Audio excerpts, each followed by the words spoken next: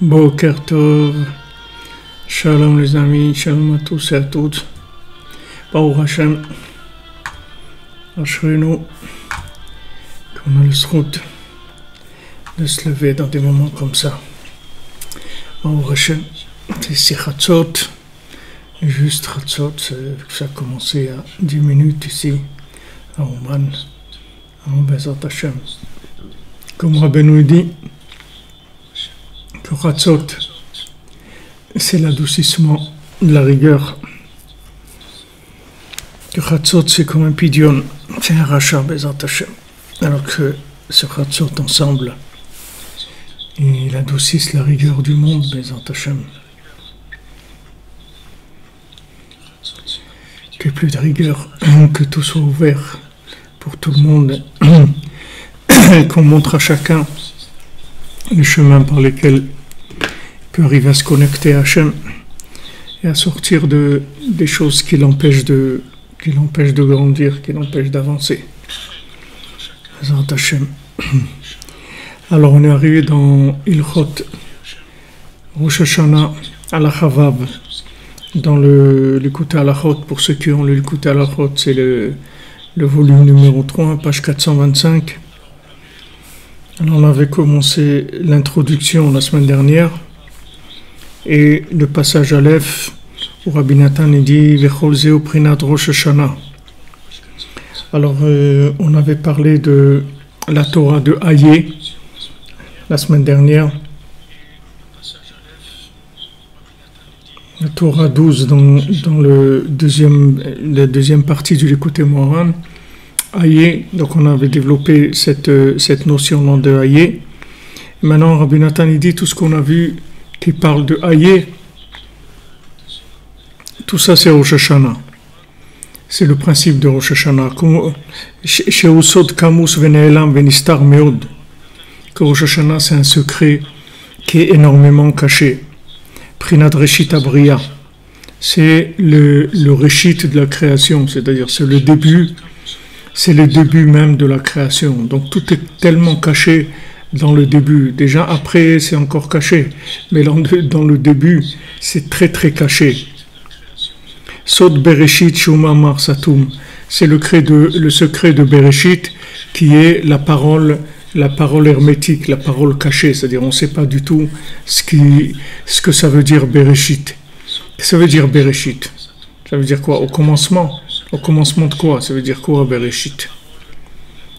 C'est au commencement. Alors au commencement, ça veut dire quoi, Bereshit? Qu'est-ce que quand on voit qu'Hachem il a créé le soleil, il a créé la lune, il a créé la terre, il a créé les oiseaux. Ok, on voit des choses. Qu'est-ce que ça veut dire que Hachem il a Bereshit? Ça veut dire quoi? Il a créé le Reshit, il a créé le commencement, ok. C'est quoi le commencement? Le commencement, ça veut dire quoi? Après, on voit quelque chose qui a un rapport avec... c'est-à-dire, on comprend, c'est-à-dire on voit des choses concrètes. On voit des choses concrètes, on voit des actions, on voit des choses qui sont concrètes. Mais là, ce que ça veut dire Bereshit, je ne sais pas ce que ça veut dire. C'est caché. Il n'y a personne qui sait ce que ça veut dire. Alors, on est là, chacun il essaye d'interpréter, mais on ne sait pas ce que c'est. On ne sait pas ce que c'est, parce que Bereshit, c'est fermé. C'est-à-dire qu'en fait, il y a tout dedans. Il y a tout. Il y a tout dans Bereshit. Tout se trouve dans Bereshit. Donc, Rabbeinu dit que dans le commencement, il y a tout. En fait, tout se trouve dans le commencement. Dans le commencement de la vie, dans le commencement de la tchouva, dans le commencement du mariage. Dans le commencement, il y a tout. Mamash tout. Tout se trouve dans le commencement, mais seulement, on voit pas que c'est pas concret. Après, ça donne les autres mamarot, c'est-à-dire toutes les paroles d'Hachem qui ont créé le monde, les 9 autres paroles. Mais la première parole, qui est Bereshit, il y a tout dedans. il y a absolument tout. C'est pour ça que Rabbi Nachman il donne un conseil, il dit revenez toujours au début. Revenez toujours au début parce qu'au début il y a tout. Tout se trouve dans le commencement. Tout se trouve dans le commencement. C'est vrai, il y a deux réchites, comme on l'a expliqué, comme il dit M. Terrier, deux réchites, bête réchite, ça veut dire deux réchites. Il y a le réchite, le début d'avant le début, et il y a le début du début. Il y a le début de l'autre monde, et il y a le début de ce monde-là. Et ils se rejoignent dans la parole Bereshit. Donc c'est énormément caché de la vue humaine, parce que il n'y a pas d'apparence, c'est-à-dire on voit pas quelque chose où il y a une apparence de quelque chose, où il y a une réalisation de quelque chose. On voit rien du tout. C'est Bereshit, c'est tout. Mais si on voit rien, alors on croit qu'il n'y a rien. Alors Hachem il te dit non, regarde, tu vois rien, mais il y a tout là-bas. Il y a tout. Comme le début de tout. Vous voyez un petit bébé, il vient de naître. Il y a tout. Tout le monde est joyeux, tout le monde est content, Baruch haba, merveilleux. Tout. Pourtant, qu'est-ce qu'il y a dans le bébé? Il n'y a rien. Et qu'est-ce qu'il fait? Il mange, il dort, qu'est-ce qu'il fait? Il ne fait rien du tout, il n'y a rien, il ne parle pas, on ne sait pas s'il est intelligent, on ne sait pas ce qu'il va faire de sa vie. Mais le fait que maintenant on ne sait rien, il y a tout là-bas. Donc ça nous rend joyeux, il y a de la joie, parce que Béhémet, on sait rien et on accrédite complètement puisqu'on ne sait rien. Donc ça veut dire il y a tout, puisqu'on ne sait rien. Alors, Rosh Hashanah, c'est donc le premier jour de la création. Et là, il y a tout. Tout se trouve là. Donc, c'est un secret, c'est un grand secret. Pour ça que Rabbi Nachman, il a dit, les tzadikim, il n'y a personne qui sait qu'est-ce que c'est Rosh Hashanah. Moi, je l'ai reçu cadeau d'Hachem.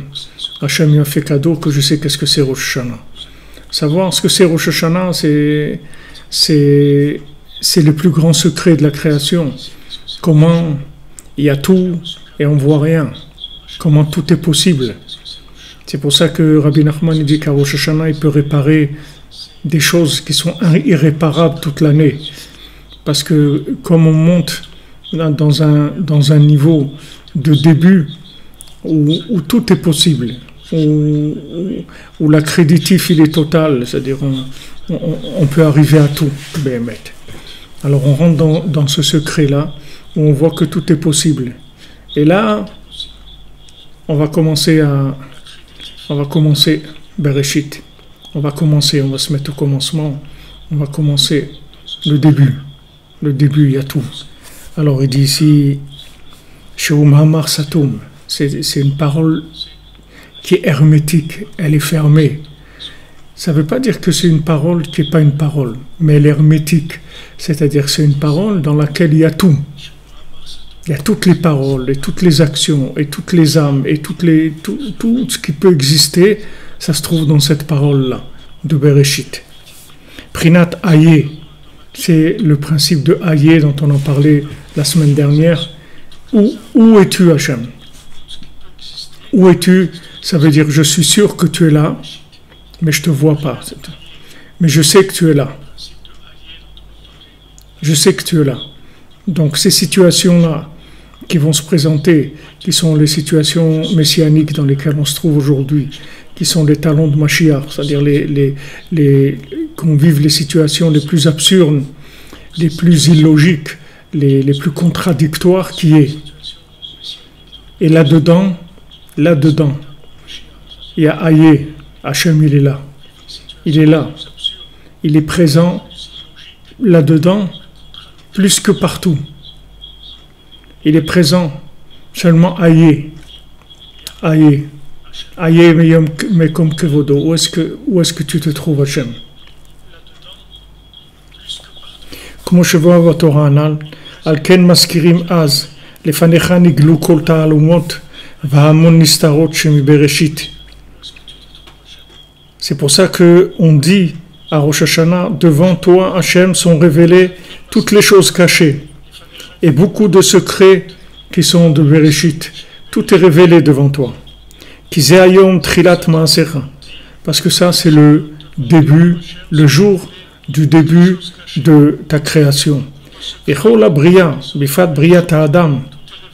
Et toute la création, particulièrement la création de l'homme, shenivra beyom ze, qui a été créé ce jour-là, shekalul mikol bria, que l'homme il inclut toute la création, puisque tout ce qui a été créé, ça a été créé pour l'homme.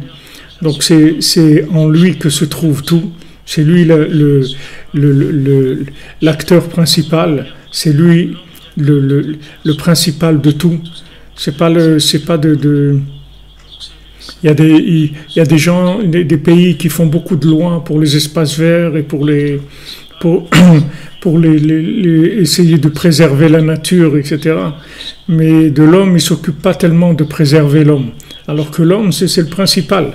La nature, elle est là pour servir l'homme.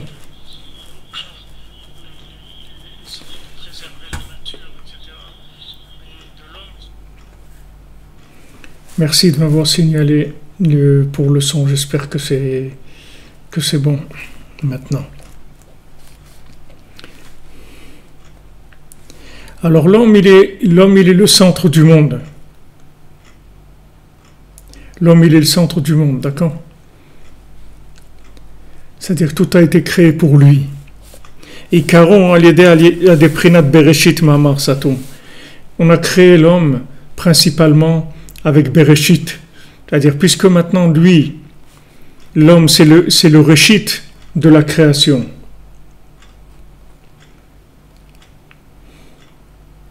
C'est ok maintenant, non? Me dit Mademoiselle Rouf, les gens ils disent que c'est ok, il n'y a plus d'écho normalement.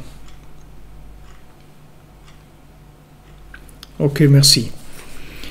Donc vous voyez, ce Bereshit, ce commencement-là, c'est quelque chose entièrement caché, dans lequel il y a tout. Et maintenant, le commencement du commencement de ce monde, c'est l'homme, c'est l'être humain. Donc l'être humain, c'est lui qui inclut toute la création. C'est-à-dire que tout ce qui va venir après, ce sont des éléments qui sont des conséquences de lui, qui vont découler de lui, qui vont venir pour le servir, c'est tout par rapport à lui.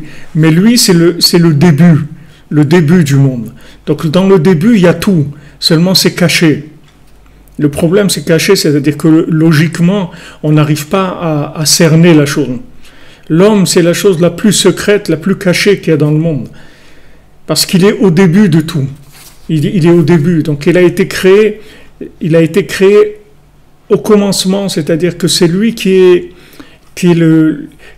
bien que dans l'action, il n'ait pas été créé au commencement, il a été créé au contraire à la fin de tout ce qui a été créé. Mais c'est lui l'acteur principal, c'est lui le sens du monde. Il n'y a pas de sens de s'occuper des forêts, et des montagnes, et des rivières, et de la mer, et des trucs, si on ne s'occupe pas de l'être humain. Tout ça, c'est pourquoi. On veut que l'air ne soit pas pollué, ok? On ne veut pas des voisins pollués qui font du bruit, qui nous empêchent de dormir, d'accord? Mais c'est pourquoi? C'est pour l'homme. C'est pour l'homme. C'est pour l'homme. Tout ce qu'il y a sur terre, c'est pour nous, c'est pour vous. Comme Rabbi Nachman dit, il ramène la Mishnah que chacun il doit dire le monde a été créé pour moi. Tout ce qui existe sur terre, c'est pour toi. C'est pour toi, c'est pour te servir dans ton voyage. Le voyage, tu es là pour un voyage qui va durer quelques dizaines d'années. On va te donner beaucoup d'éléments pour t'aider, pour te servir, pour t'accompagner. Mais c'est toi le centre du monde. Le centre du monde, c'est toi. C'est pas les espaces verts, c'est pas le réchauffement climatique, c'est pas tout ça. Ce qui est le plus important, c'est de sauver le genre humain. C'est sur ça qu'il faut se concentrer. 90% des budgets, de tout, ça doit être concentré sur ça. Comment sauver l'autre humain? Comment amener la vérité à l'être humain? Comment lui rendre sa vie optimisée? Comment faire que sa vie soit agréable? Comment faire que les êtres humains soient heureux? C'est ça notre but. C'est le centre du monde, l'être humain. Il ne faut pas se tromper. C'est pas dans les autres choses. Les autres choses, elles sont là. Elles sont toutes accessoires. Parce que s'il n'y a pas d'être humain, tout ça, ça n'existera plus. Si vous enlevez l'être humain, il n'y a plus rien sur Terre. On n'a plus besoin de rien. On n'a plus besoin de plantes, ni d'oiseaux, ni de phoques, ni de tigres, ni de montagnes, ni de girafes, ni de rien du tout. Tout ça, on a besoin parce qu'il y a un homme sur Terre. Parce qu'il y a l'être humain. Il ne faut pas oublier. Et l'être humain, comme c'est le début de tout, c'est-à-dire c'est le sens profond du monde, il est énormément caché, c'est la créature la plus cachée qui existe. Les autres éléments, vous voyez, on découvre que les plantes, elles parlent, que les plantes, elles chantent, et c'est sûr qu'il y a des langages de tout ce qu'il y a dans le monde. Il y a des langages, il y a le langage des plantes, des oiseaux, des animaux, des pierres, de l'eau, de la flamme, de tout, du vent, tout parle, tout ce qu'il y a dans le monde parle.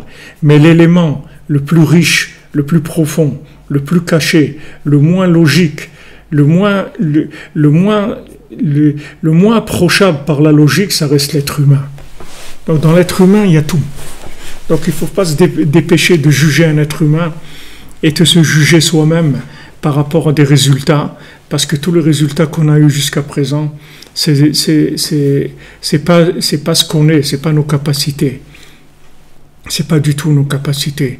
On a des capacités énormes qui sont infinies. Et malheureusement, il n'y a pas beaucoup de gens qui nous aident à les faire sortir. Vous voyez des gens, par exemple, qui font du sport ou qui font des activités physiques, qui travaillent sur leur corps. Ils arrivent à assouplir leur corps, à faire des choses extraordinaires avec leur corps. Alors que s'ils n'avaient pas passé par tous ces entraînements, tout ça, jamais ils auraient su qu'ils pouvaient arriver à des choses comme ça. Ça, c'est uniquement la matière du corps, le côté matériel. Mais l'intérieur de l'individu, l'âme de l'individu, la puissance, l'énergie mentale, l'énergie du cœur qu'il y a dans un individu, elle n'a aucune limite. Elle n'a aucune limite. Et il n'y a personne qui nous le dit. S'il n'y avait pas Rabbi Nachman, des tzadikim qui viennent nous encourager, il y a besoin d'être encouragé. Pourquoi? Parce qu'on est caché de nous-mêmes. On est caché de nous-mêmes. Si on nous ouvrait les yeux, qu'on nous montrait qui on est de l'intérieur et qu'est-ce qu'on est capable de faire, alors c'est sûr qu'on serait en train de courir, en train de faire des choses merveilleuses. Parce que on a tous un potentiel extraordinaire. Seulement, c'est caché. C'est caché. Baruch Hashem, vous avez raison, Martin 17, il faut se lever de bonne heure. C'est-à-dire, voilà, on se lève de bonne heure, on est là. Ici, il est 3h30 du matin au Man. Là où vous êtes, il y en a qui c'est 2h30, il y a d'autres sur le continent américain, il est 8h30. Chacun là où il est, c'est des moments où on va aller chercher à l'intérieur. On va chercher à l'intérieur de nous-mêmes. On va chercher à l'intérieur. Qu'est-ce qu'il y a à l'intérieur de nous-mêmes? On va scanner l'intérieur, sortir les énergies cachées.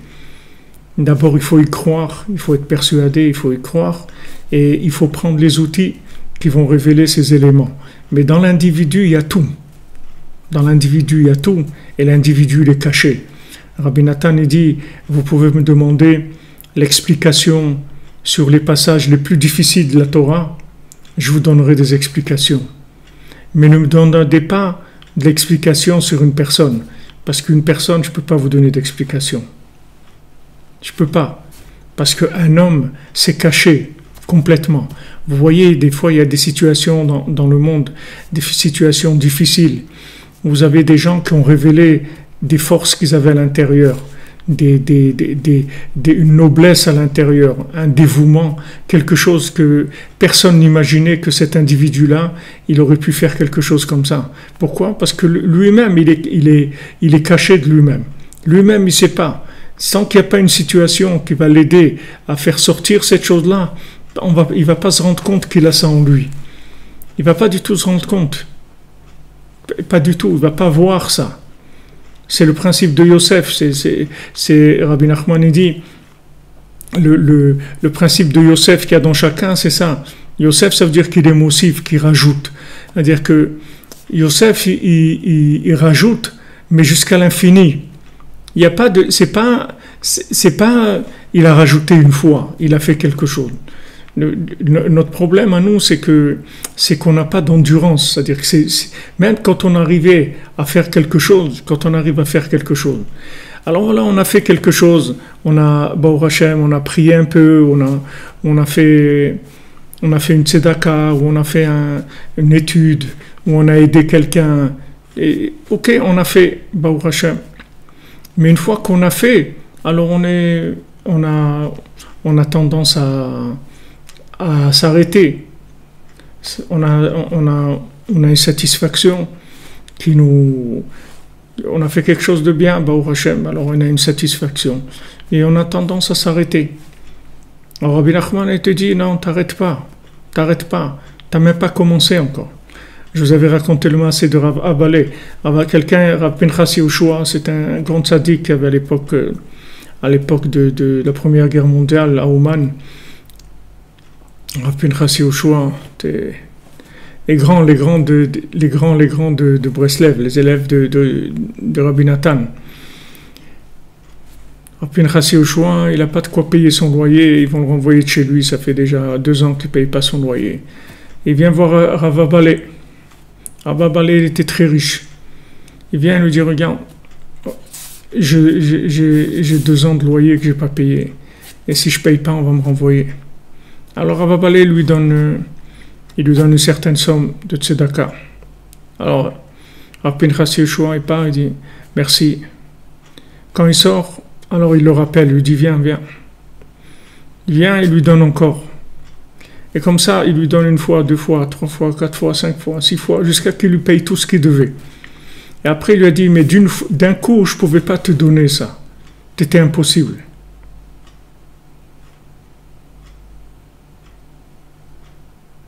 Impossible, il ne pouvait pas. Maintenant, s'il lui avait dit, regarde, il faut que tu me donnes toute la somme, ou sinon ça ne me sert à rien, il aurait dit, je suis désolé, je ne peux pas te donner cette somme-là. Au revoir, et qu'Hachem il t'aide, et c'est tout. Mais moi, je ne peux pas.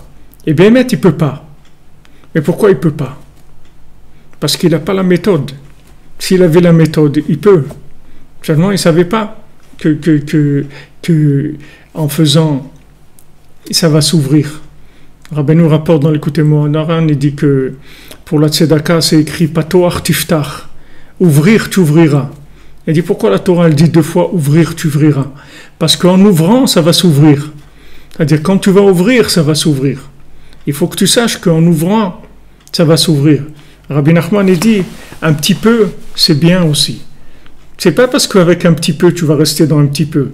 Parce qu'un petit peu, ça va te permettre de faire encore un petit peu. Et encore un petit peu, et encore un petit peu. Et tu vas faire des centaines de petits peu. Et ces centaines de petits peu, ça va devenir beaucoup après. Parce que tu vas ouvrir.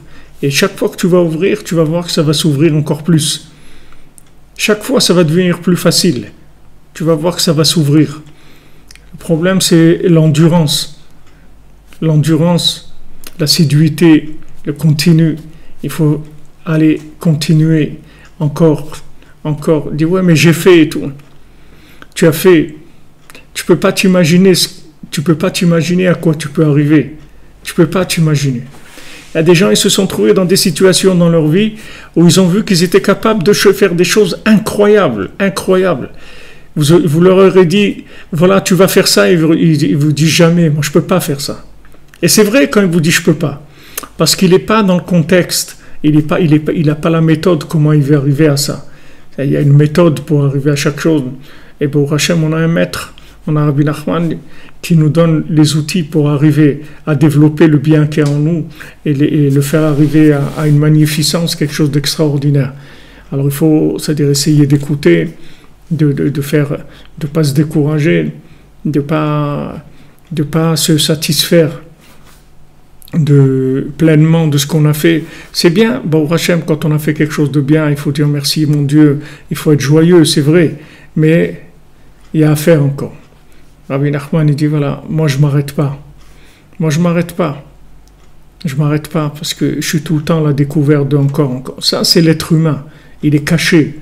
Bereshit. Bereshit, c'est caché. Complètement caché. Complètement caché. La plupart des êtres humains, ils ont même pas utilisé 1% de ce qu'ils sont. Ils ont jamais exploité les énergies qu'ils ont en eux. Parce que d'abord, ils savent pas qu'ils les ont. Et deuxièmement, il n'y a personne qui leur a donné une méthode, puisque tous les systèmes qu'il y a, c'est des systèmes d'esclavage humain. Pour rendre les gens esclaves, il faut les maintenir dans la petitesse. Si vous les faites grandir, ils ne vont plus être esclaves, les gens. Donc si on veut si on veut faire que quelqu'un il puisse travailler 10 heures par jour ou 12 heures par jour, il faut arriver à lui cacher les possibilités qu'il a en lui. Parce que si on ne lui cache pas les possibilités qu'il a en lui, il va arriver lui aussi à être un travailleur indépendant, il va faire des choses et peut-être il a en lui un génie qui va il va découvrir quelque chose d'extraordinaire qui va aider l'humanité, qui va le rendre riche à lui, etc. Mais la société, elle n'est pas intéressée par ça. Elle ne veut pas des travailleurs indépendants, elle veut des travailleurs dépendants, elle veut des esclaves. Donc qu'est-ce qu'elle fait? Elle cache à l'individu ce qu'il est. Tous les systèmes scolaires et tout, ils sont là pour rendre les gens bêtes. Ils ne sont pas là pour rendre les gens intelligents. C'est fait pour rendre les gens bêtes, parce que comme maintenant, on leur donne un système éducatif dans lequel on place, voilà, il faut avoir le bac. Ok, tu as eu le bac avec mention. C'est bien. C'est bien. Tu as eu le bac avec mention. Alors quoi? C'est quoi le bac avec mention? Non, mais c'est bien, voilà, j'ai réussi. Tu as réussi quoi? Tu as réussi ce que eux ils t'ont mis comme examen. Mais pourquoi ils t'ont placé cet examen-là? Et ils te disent, voilà, tu vas réussir au bac. Ok, pourquoi ils te disent ça? Parce qu'une fois que tu as réussi au bac, tu crois que tu as fait quelque chose dans ta vie. Tu crois que tu as réussi quelque chose, tu crois que tu as donné le meilleur de toi-même. Mais c'est pas vrai, tu n'as même pas commencé à vivre encore. Tu crois que tu as fait quelque chose. Parce que eux, c'est eux qui mettent les règles du jeu. Mais Rabbi Nachman, il vient et te dit, mon ami, il n'y a pas le bac. Il n'y a pas le bac. Le bac, c'est comme bac, c'est derrière. Le bac, c'est l'arrière. Nous, on va aller en avant. Ok, tu as eu le bac. C'est du passé. Regarde en avant. Où est-ce qu'on va maintenant? Qu'est-ce qu'on fait? Il dit, mais attends, j'ai réussi. Ok, tu as réussi quoi? Tu as réussi que maintenant on va avancer. C'est tout. Voilà ce que tu as réussi. Et dans tout, c'est comme ça. Vous verrez, des fois, vous arrivez à faire des choses avec beaucoup d'efforts. Beaucoup d'efforts, vous arrivez à quelque chose. Baruch Hashem. Mais si vous continuez, vous allez voir que cette chose-là, vous pouvez rajouter dessus d'autres choses. Vous pouvez avancer énormément. Il ne faut pas se contenter. Quand vous dites Torah Mitzvot, vous dites, est-ce que l'homme heureux, c'est pas celui qui se contente de ce qu'il a? C'est une dynamique, il faut les deux. On dit, qu'est-ce que c'est un Breslever? C'est quelqu'un qui se contente des niveaux les plus bas et qui vise les niveaux les plus hauts. C'est un Breslever.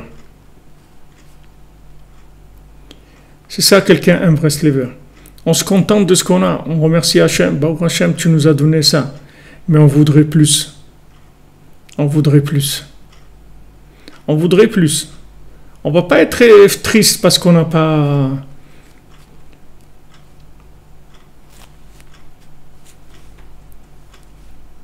On n'a pas plus. Non. Mais on veut plus. On veut plus. On est capable de plus.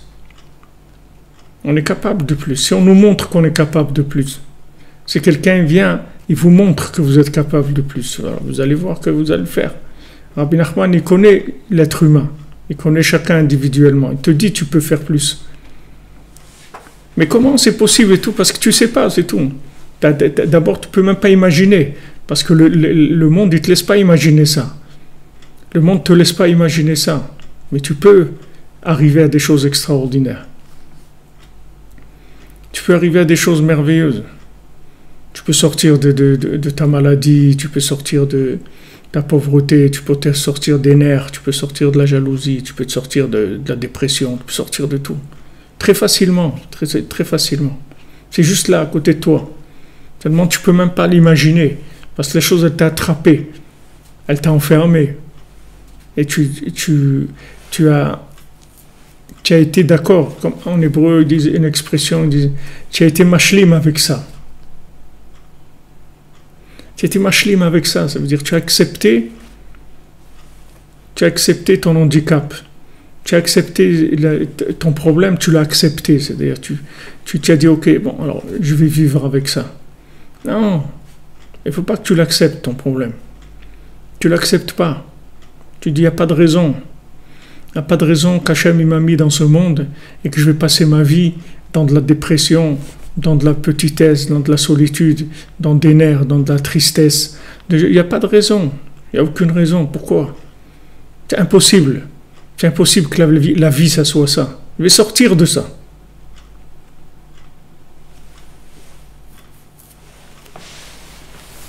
Je vais sortir de ça. Je veux sortir de ça. Bereshit, Ne'elam, te cacher complètement. Rabbi Nachman a dit, moi, je suis Or Ne'elam, je suis la lumière cachée. Mais comment si c'est de la lumière, elle est cachée? C'est de la lumière, mais elle est cachée. La lumière qui est en toi, elle est cachée. Tu connais pas la lumière qui est en toi. Tu sais pas, tu as besoin d'un maître, que ce maître-là, il va t'aider. Il va t'aider à arriver à des disciplines de développement, d'énergie spirituelle qui est en toi. Et si tu pratiques ces disciplines, tu vas te développer. Tu vas t'étonner de toi-même. Tu vas voir que tu vas arriver à faire des choses extraordinaires. Tu dis, mais comment?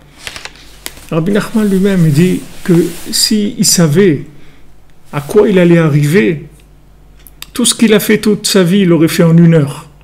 Tout ce qu'il a fait toute sa vie. Maintenant, comment c'est possible de faire en 1 heure ce qu'il a fait toute sa vie? Ok, Rabbi Nachman, il n'a pas vécu très, très âgé, il a vécu 38 ans. D'accord? Mais c'est quand même 38 ans. Et Rabbi Nachman, il ne perdait pas de temps. Donc comment il va faire en 1 heure ce qu'il a fait toute sa vie? Comment c'est possible dans le temps d'1 heure de faire ce qu'il a fait toute sa vie? Il a vécu 38 ans. Disons, il a commencé à l'âge de 6 ans, il avait déjà écrit le Sefer Amidot, d'accord? Comment maintenant, avec tout ce qu'il a étudié, tout ce qu'il a prié, tout ce qui s'est occupé des gens et tout, comment il allait faire ça en 1 heure? Comment c'est possible de faire ça en 1 heure? C'est possible. C'est possible. Ça aussi, c'est quelque chose qui est caché de l'homme. Le temps, la flexibilité du temps. Que le temps, il est flexible. C'est-à-dire que le temps, il est complètement virtuel. C'est-à-dire que maintenant, ce que vous avez l'habitude de faire en 1 heure, vous pouvez le faire en 1 seconde. Dans ce même temps-là, ce même temps dans lequel vous êtes là, il bouge. Il n'est pas fixe, le temps. Le temps, il est chez chacun, il est différent. Chacun selon sa connexion, sa degré de conscience. Alors il a un temps qui est plus ou moins grand. Il peut faire en quelques heures, quelques jours, ce que des gens ils font dans une vie entière, peut le faire en quelques heures. Comment c'est possible? Les gens ils disent, mais 1 heure, c'est 1 heure, c'est 60 minutes. Non, 1 heure, c'est un principe. C'est un principe qui bouge. C'est pas un principe figé. Le temps, il n'est pas figé. Il y a des choses qui, par exemple, si vous prenez un ordinateur, il y a les premiers ordinateurs. Alors vous aviez des salles entières pour enregistrer des mémoires sur des bobines, des trucs.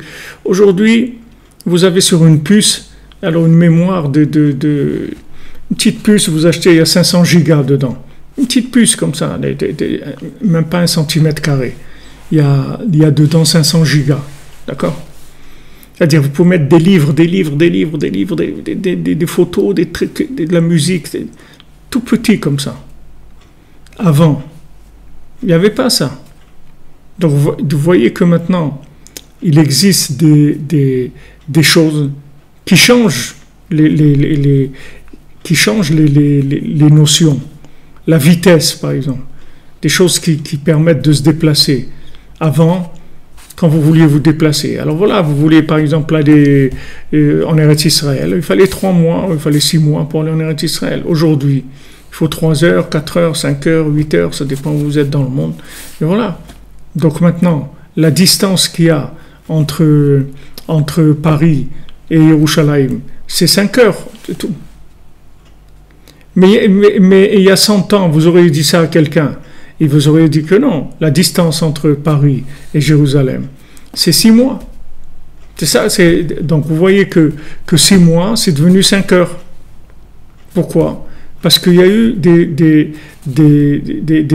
moyens de communication, de déplacement, qui ont accéléré les possibilités de déplacement. Okay. Alors sachez que dans tous les éléments qu'on a,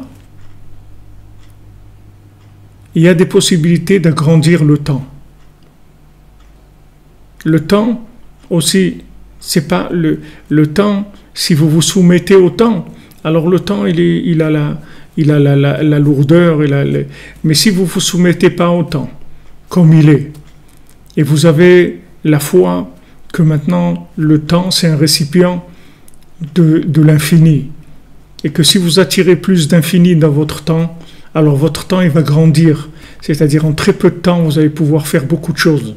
La même chose que vous pouvez vous déplacer en 5 heures de Paris à Jérusalem, alors qu'il fallait 6 mois. Alors, la même chose. Qu'est-ce que c'est 5 heures par rapport à 6 mois? Combien de fois 5 heures dans 6 mois, pardon. Combien de fois? Si vous prenez 24 heures par jour, disons que 5, c'est à peu près 5 par jour. 6 mois, ça fait 180 jours. Donc, 180 fois 5, ça fait 900. Voilà. Vous avez aujourd'hui 900 fois la possibilité, la distance Paris-Jérusalem, vous l'avez accéléré de 900 fois. 900 fois. Alors imaginez que maintenant, dans ce que vous devez faire, le travail, l'étude, la prière, tout ce que vous devez faire, imaginez-vous que vous faites rentrer des éléments spirituels qui vous agrandissent votre temps, qui font que votre temps, il est plus comme avant. C'est-à-dire, dans un peu de temps, vous allez faire beaucoup de choses. Beaucoup de choses. On dit sur Rabbi Nathan que quand on voit Rabbi Nathan, ce qu'il a écrit, on dit, mais cet homme-là, il a écrit l'écouté Moharan, il s'est occupé d'imprimer l'écouté Moharan, il a écrit l'écouté Halachot, l'écouté Tfilot, tout ce qu'il a écrit. Mais on dit, cet homme-là, il devait faire que ça.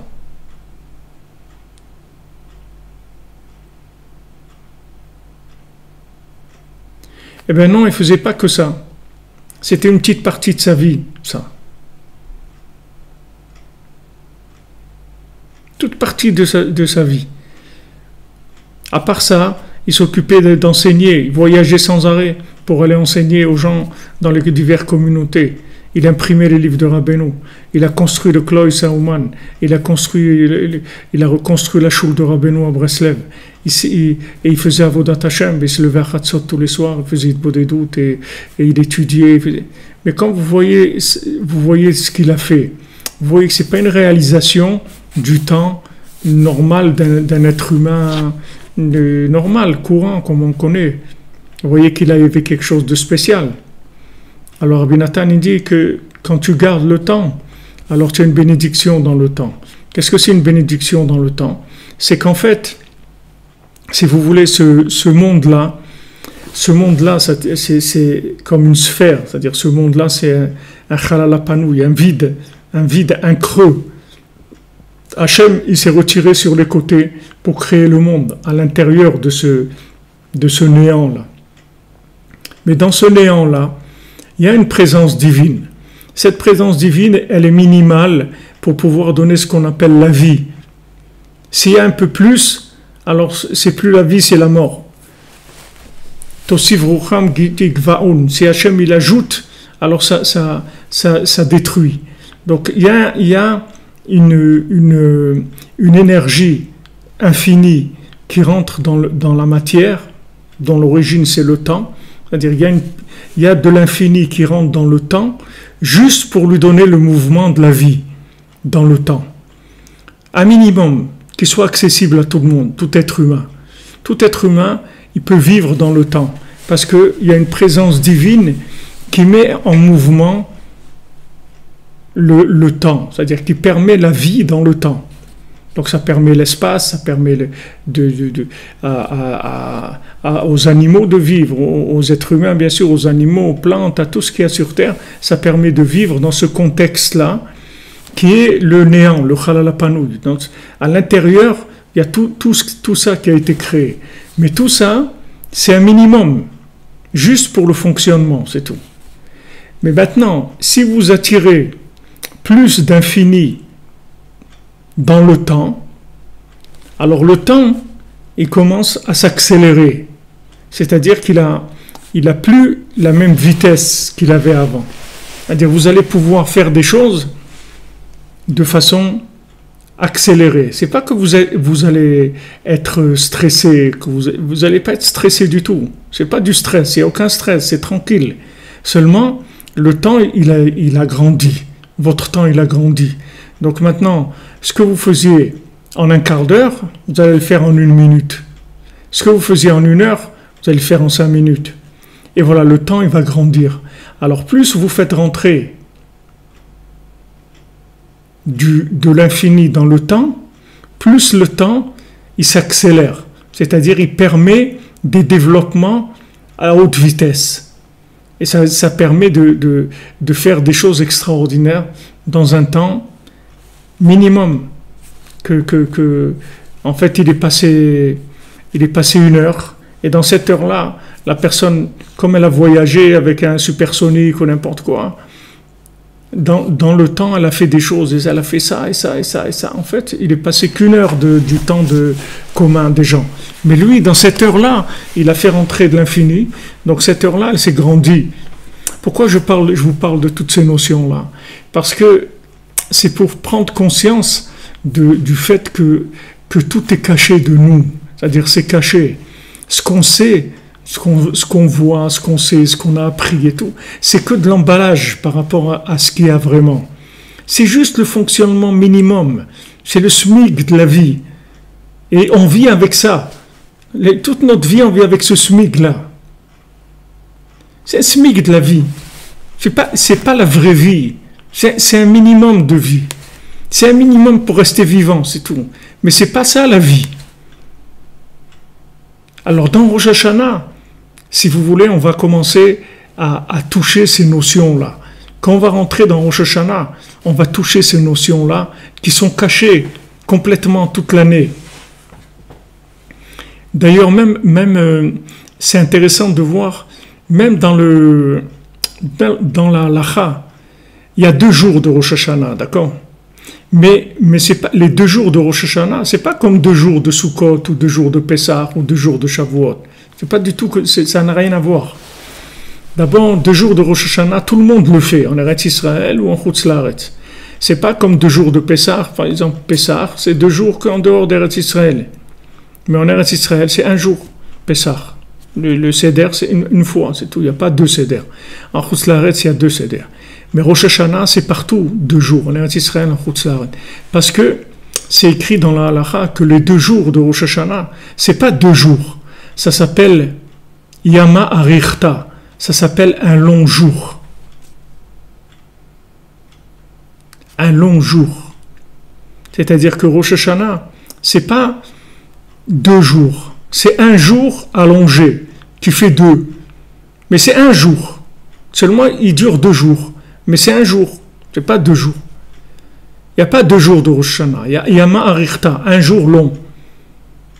Alors, maintenant, matériellement, il a pris 48 heures, mais c'est 1 jour.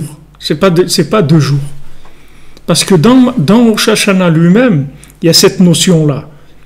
Que en fait, c'est pas la logique habituelle. Que en fait, c'est 2, mais c'est 1. Il y a pas deux, c'est un seul jour qui est très long. Donc, dans Rosh Hashanah lui-même, dans cette notion-là de départ, vous voyez que le temps lui-même, il n'est pas calculé comme il est calculé toute l'année. La Torah, elle ne l'a pas regardé comme elle regarde tous les éléments de temps dans l'année.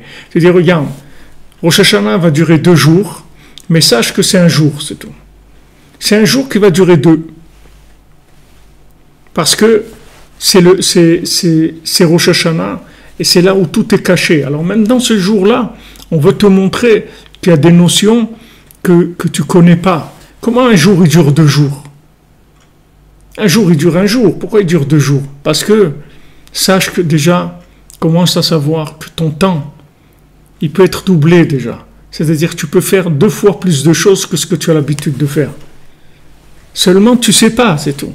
D'abord, tu ne sais pas, tu l'ignores. Ça, c'est une chose. Et après, tu n'as pas de méthode. Alors déjà, quand tu vas savoir que ça existe, ça va t'ouvrir déjà l'esprit, le cœur. Et après, tu vas chercher la méthode. Tu vas appliquer la méthode, comment rentrer de l'infini dans le temps, de manière à agrandir le temps. En fait, c'est vrai. Comme il dit Torah Mitzvot, un jour qui correspond à toute l'année. C'est vrai. On a ce jour-là, il correspond à toute l'année. Rabbi Nachman dit, chez moi, il n'y a que Rosh Hashanah. Il n'y a rien d'autre. Tout mon inyan, c'est Rosh Hashanah. Et quand Rosh Hashanah est fini, qu'est-ce que je fais? J'attends le prochain Rosh Hashanah. Alors, qu'est-ce qui se passe dans l'année? En fait, il ne se passe rien.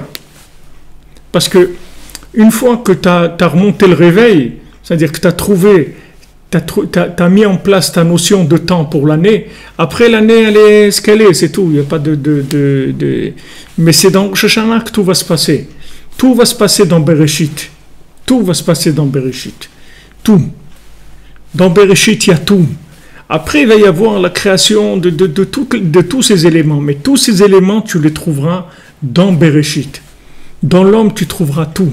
Tu trouveras le minéral, tu trouveras le végétal, tu trouveras l'animal et tu trouveras l'humain aussi. Tout dans l'homme. Il y a tous les éléments dans l'homme. Après, de là, ça va sortir, ça va donner d'autres choses à l'extérieur, des développements. Mais tout est dans l'homme, c'est-à-dire tout est dans le Bereshit. C'est pour ça que Rabbi Nachman il insiste sur le lien de Rosh Hashanah, parce que dans Rosh Hashanah, il y a tout.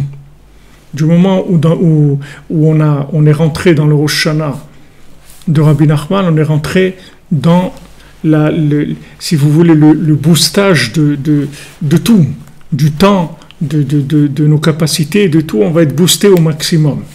Après, il y a chacun comment il va réagir, mais en tout cas, le maximum de ce que Rabbi Nachman il peut donner comme lumière à chacun, de manière à créer une accélération chez lui, une exploitation du temps, une optimisation du temps au maximum, Rabbi Nachman, lui, va le faire.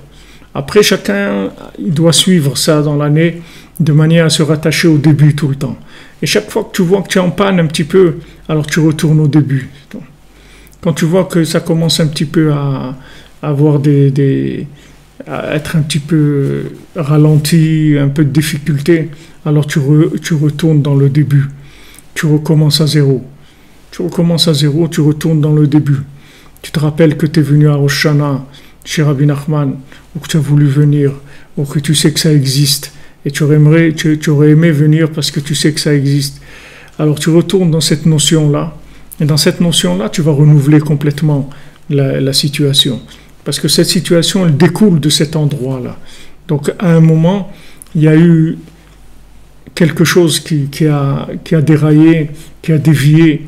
Il y a une sortie d'autoroute que tu as ratée, il y a eu quelque part quelque chose qui a... Donc tu reviens au point de départ, tu repars, tu retournes dans Bereshit et tu recommences. C'est ça, Aïe. Aïe, ça veut dire que maintenant je retourne au début. Aïe, où je me suis perdu. Echanani baolam, comme il dit dans le premier conte, où je me trouve dans le monde. Où suis-je sur terre? Je suis où maintenant? Je ne sais pas où je suis, je ne sais pas ce que je suis devenu, je ne sais pas, je me suis perdu. Des gens, dans leur vie, ils ont commencé un truc, un autre, ils vont, et après, au bout de 20 ans, 30 ans, ils voient, waouh, où je suis arrivé à quoi maintenant? C'est pas ça que je voulais. Comment je me suis perdu là? Ok, Ok. Tu as pris conscience, tu t'es perdu. Sache qu'il y a une possibilité de tout arranger. Comment tu reviens au début? Parce que dans le début, il y a la correction de tout. Tout va se corriger quand tu vas revenir au début. Tu reviens au début, tu remontes, tu reviens au début et tu verras que là-bas tu vas tout réparer. Donc Rabbi Nathan il dit, regardez, tout le lien de l'homme qui a été créé, qui inclut toute la création, le Ikar de l'homme, c'était par Bereshit, par ce Mahamar Satum, Prinat Aye. L'homme lui-même, c'est Aye.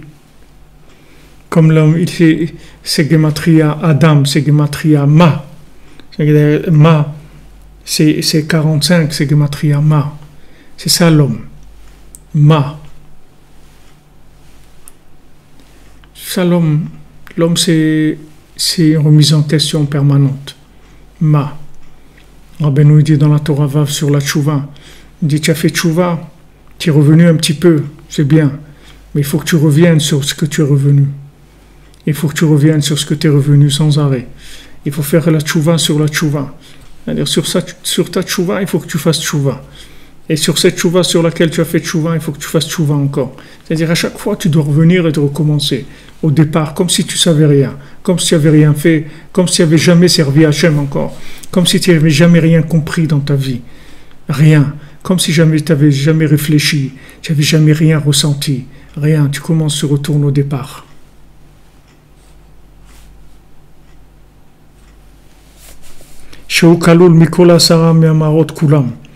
Donc, Aye, le Mahamar Satum, c'est-à-dire cette parole hermétique, elle inclut tout. Elle inclut tout. Refloa Shlema pour Esther Bat Mecha. Vezeprinat tiku bachodesh shofar bakese leyom chagenu. Bakese daika. C'est ce qui est écrit, la Torah elle nous dit, c'est écrit dans les psaumes, vous allez sonner ce mois-là du shofar, bakese leyom chagenu. Bakese, c'est-à-dire quand c'est le jour de fête qui est caché, bakese daika, la shon satum mechuse. Qu'est-ce que ça veut dire kessé? Ça veut dire caché. C'est-à-dire ce jour-là qui est caché. Vous allez sonner du shofar, ce jour qui est caché. Prinat aye chez Prinat Bereshit Mahamar Satum. C'est-à-dire tu vas crier aye. Qu'est-ce que c'est le shofar? Le shofar, c'est pas de la musique. C'est pas il n'y a rien dans le shofar. C'est un son, c'est tout. Il n'y a qu'un son. Il n'y a pas de... Ça n'a pas de forme. C'est pas un son qui... Même dans le son, il n'a pas de forme. C'est juste un son, c'est tout. Même les sons qu'on fait saccader et tout, c'est parce qu'on ne sait pas exactement à quoi ça correspond. Mais le principal du shofar, c'est le son continu. Quand on fait comme tout, comme ça, c'est ce son continu. C'est ça le principal du son du shofar. Et ce son-là, c'est aïe. C'est-à-dire qu'on dit aïe, puisqu'on a dit aïe, c'est Yitzhak qui a dit aïe à Séléola, où est-ce qu'elle est la brebis pour amener comme sacrifice. Et le shofar, c'est la corne du bélier du sacrifice d'Yitzhak, du sacrifice qu'il y a eu au lieu d'Yitzhak. C'est cette corne de bélier qu'on a gardée, c'est-à-dire c'est ce haillé là. Donc le son du shofar, en fait, qu'on attend au Rosh Hashanah, c'est ce cri-là, qui est un cri du cœur, dans lequel il n'y a aucune forme du tout. C'est-à-dire on ne sait même pas ce qu'on veut, en fait. C'est juste un cri. On ne sait pas ce qu'on veut. Ça n'a même pas une forme. On ne sait même pas quoi demander. Parce que ça ne veut plus rien dire. Il n'y a rien qui ne veut plus rien dire. Parce que toutes les formes, en fait, elles peuvent amener la réussite, elles peuvent amener l'échec, elles peuvent amener du bonheur, elles peuvent amener de la désillusion, du malheur, de la tristesse, de la déception. On ne sait rien. Donc ce son-là, c'est un son qui n'a aucune forme du tout. Il n'y a pas de forme. Ce n'est pas de la musique. Ce n'est pas de la trompette ni du pipeau. C'est ni de la flûte ni de la clarinette. C'est un son. Un son continu où juste on crie, c'est tout. On demande à Hachem, aïe, où c'est que tu es? Où c'est que tu es, Hachem? Où c'est que tu es? C'est que tu es, t'es où? T'es où? Voilà, c'est tout. Là-dedans, il y a tout. Dans ce son-là, il y a tout. C'est pour ça que quand le son du chauffard il monte, alors ça trouble complètement tous les jugements qu'il y a en haut, tout le Satan, toutes les accusations. Tout est troublé, complètement troublé par ce son-là. Parce que du moment où il n'y a plus de forme, pour Rivka Bat Sultana, du moment où il n'y a plus de forme, tout est possible. Tout est possible. Vous prenez la pâte à modeler, vous la ramenez à la base, tout est possible, tout est modelable différemment. Tant que ça a une forme, ça va être limité, et comme a dit quelqu'un, alors on va se contenter. Voilà, c'est une onde sonore, exactement. Une onde sonore, c'est le chauffard. Maintenant, quand il y a une forme, alors on va se contenter de la forme. Dès qu'il y a une forme, ça rentre dans une certaine compréhension, et ça rentre dans une certaine limite, et ça donne une certaine satisfaction, et ça va vers l'arrêt, ça va vers quelque chose qui va se figer, qui va se fixer. Tandis que ce son-là, il ne s'arrête pas. Il ne s'arrête pas. Et il peut pas être mis dans une forme qui va le limiter. Ça, il n'est pas limité. C'est aïe, c'est tout. Où tu es, Hachem. Où tu es. Mais voilà, tu as trouvé déjà quelque chose, puisque maintenant tu fais ça. Ok, mais aïe. Aïe. Aïe, c'est-à-dire que je sais qu'il y a encore énormément, que je sais que je n'ai pas commencé. Et Rabbi Nachman, il était très, très, très virulent sur ça, très fort là-dedans, il dit, vous pouvez m'amener tous les tzadikim qu'il y a, je vais leur montrer qu'ils n'ont pas commencé du tout à étudier, qu'ils ne savent pas étudier, qu'ils ne savent pas prier, qu'ils ne savent rien du tout. Ils n'ont même pas commencé encore. Et pourtant, il y avait des très grands tzadikim à son époque. Il a dit, vous pouvez me les amener tous, je vais leur montrer qu'ils ne savent rien du tout. Comment Rabbi Nachman il peut faire ça? Parce que même dans la compréhension, comme elle est usitée dans le monde, je vous dis même l'enseignement, comme il est enseigné dans le monde, il limite l'individu. Il limite beaucoup l'individu. C'est-à-dire, vous vous rendez compte le feu qu'il faut avoir à l'intérieur, que quand même vous avez compris quelque chose, au moment même où vous comprenez, vous êtes sûr que vous n'avez rien compris. C'est très difficile, parce que l'être humain, il a tendance à emmagasiner. Bien qu'il va tout jeter avant de partir, mais il emmagasine, il garde des trucs. Il garde des boîtes de chaussures vides, il garde des trucs. À plus forte raison, des boîtes de chaussures pleines. Il garde plein de choses. Alors quand il comprend, il stocke. Mais vous savez qu'est-ce que c'est d'arriver à comprendre et à jeter. Comprendre, jeter. Comprendre, jeter. Pourquoi? Parce qu'il y a encore. Mais voilà, tu as compris, j'ai compris, mais je sais qu'il y a autre chose à comprendre.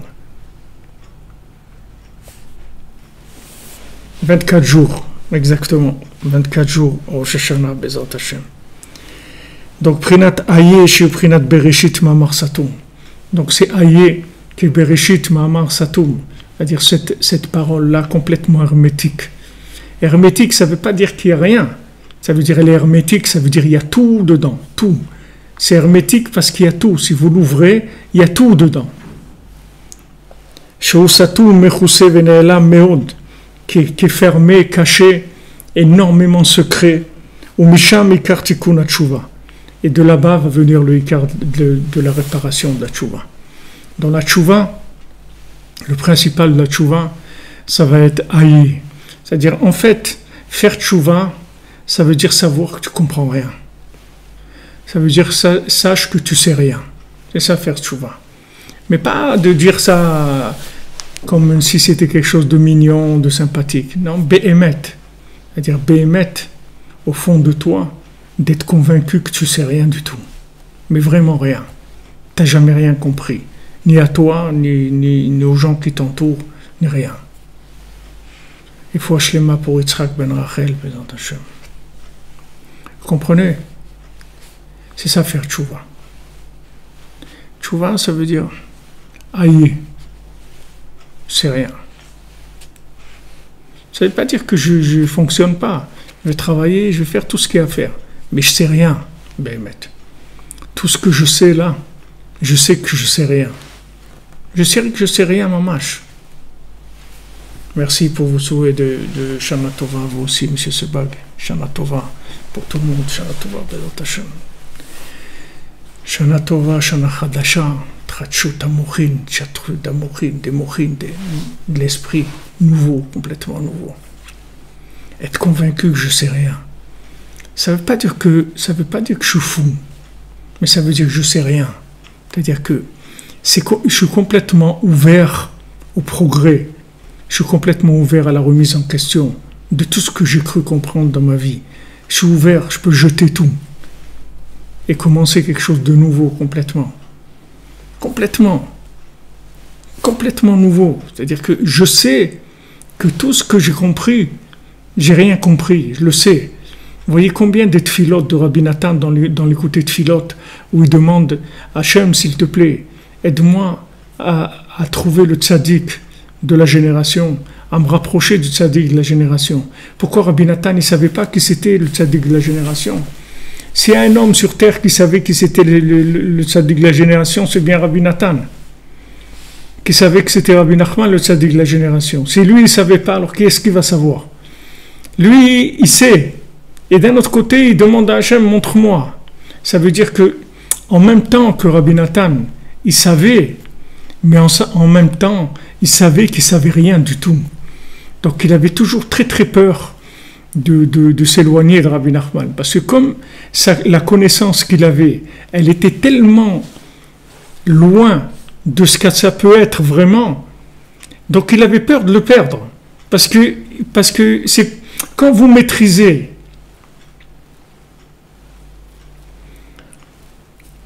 merci M. Bagamen pour vous aussi, que de bonnes nouvelles.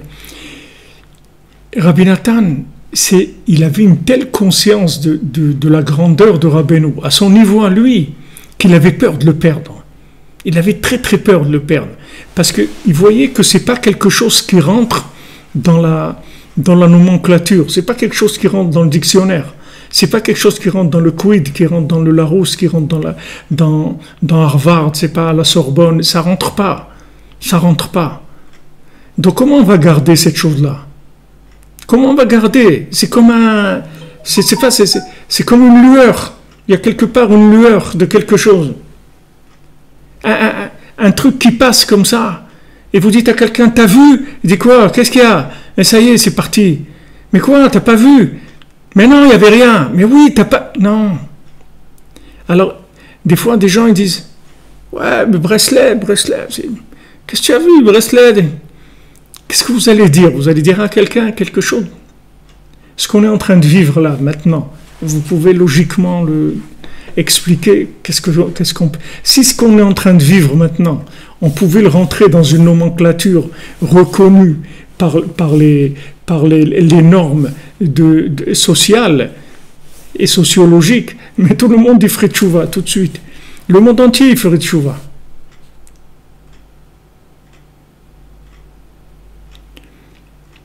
Non, c'est pas qu'on n'a pas tout le plan, c'est pas une question de plan, c'est que la compréhension elle-même qu'on a de la chose, on n'a rien compris encore.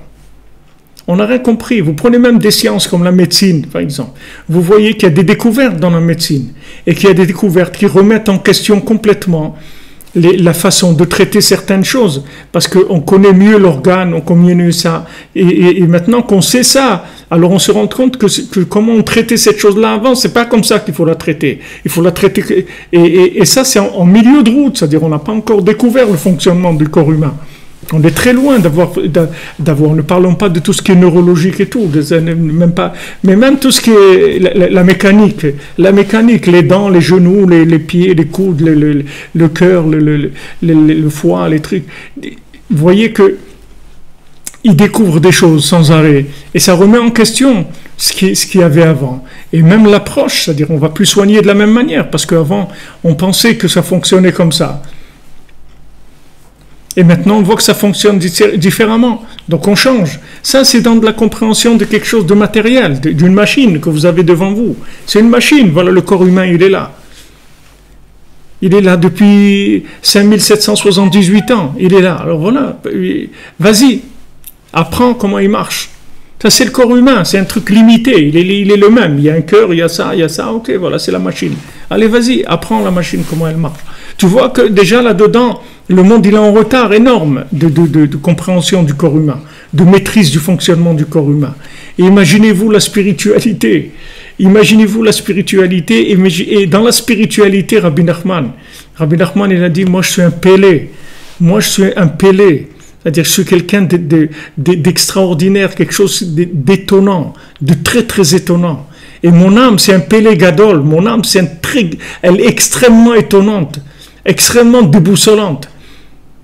Ça, c'est pour les connaisseurs en spiritualité. Ne parlons pas des gens comme nous, on ne sait rien du tout. Mais des gens des connaisseurs en spiritualité. Il leur dit, moi, je suis quelqu'un d'exceptionnel. Je suis quelqu'un d'exceptionnel. Donc, n'ayez pas l'approche avec moi. Ne croyez pas que vous allez me maîtriser, me mettre dans votre poche tellement rapidement. Ne croyez pas que vous allez si rapidement comprendre ce que je fais. Parce que je suis énormément caché du monde. Parce que ce que je suis, c'est quelque chose d'extraordinaire. Alors, quand vous voyez Rabbi Nathan,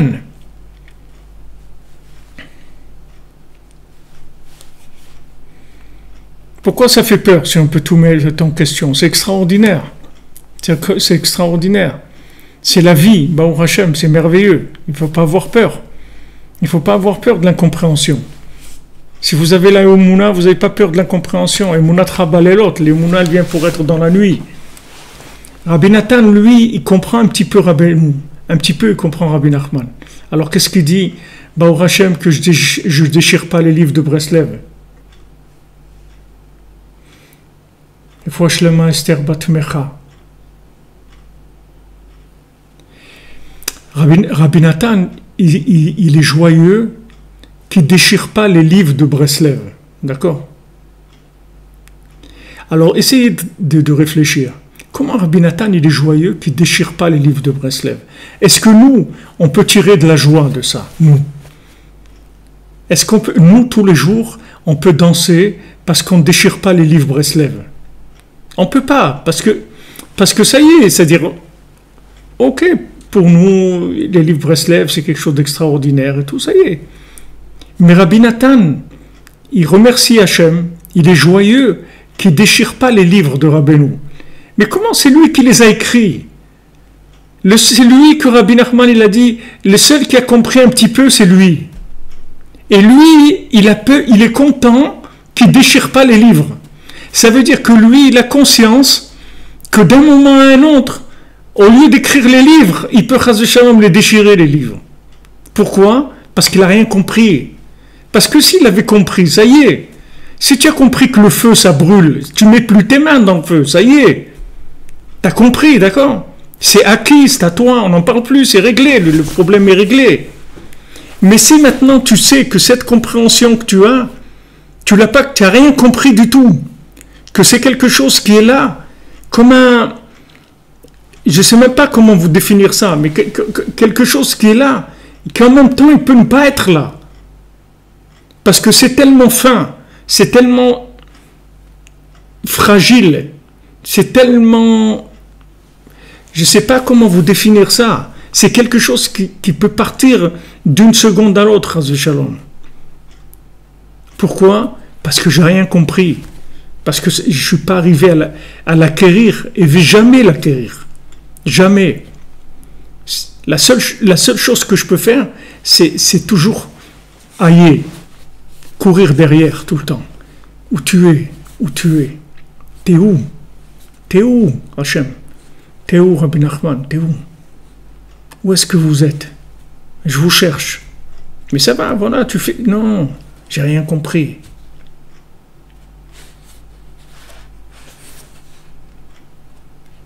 Voilà l'amour, la émouna, volatile, voilà, c'est ça. C'est une bonne définition. Voilà, comme le diamant le plus fragile du monde. Vous voyez le cristal, il y a du cristal qu'avec une note, un bruit peut se casser. C'est très très fin, c'est quelque chose de très très fin. Et il ne faut pas croire qu'on a compris quelque chose. Vous voyez, vous prenez l'enseignement de Rabbi Nachman de Sipurei Masiot, les contes. Alors on peut donner des explications sur les contes par centaines, par milliers. Mais il y a toujours quelque chose qui est sûr, c'est qu'on n'a jamais compris le conte lui-même. On dit voilà, la princesse disparue, c'est l'âme de chacun. Et, ok, vous pouvez donner toutes les explications que vous voulez. Mais l'explication du texte lui-même, jamais vous le comprendrez. Jamais. Vous ne pouvez pas comprendre le texte. C'est un texte qui est incompréhensible. C'est une histoire, c'est tout. C'est une histoire. C'est tout. Il y a un roi.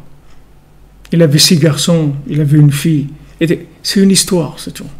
C'est qui ces garçons? C'est qui cette fille? C'est tout. Tout. Tu te trouves à New York, alors c'est New York. Tu te trouves à Paris, c'est à Paris. Tu te trouves Ouman, c'est Ouman. Tu te trouves à Jérusalem, c'est Jérusalem. Mais alors c'est quoi? C'est tout.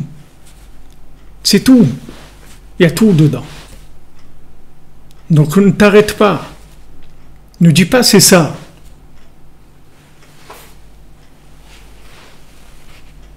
Ne dis pas c'est ça.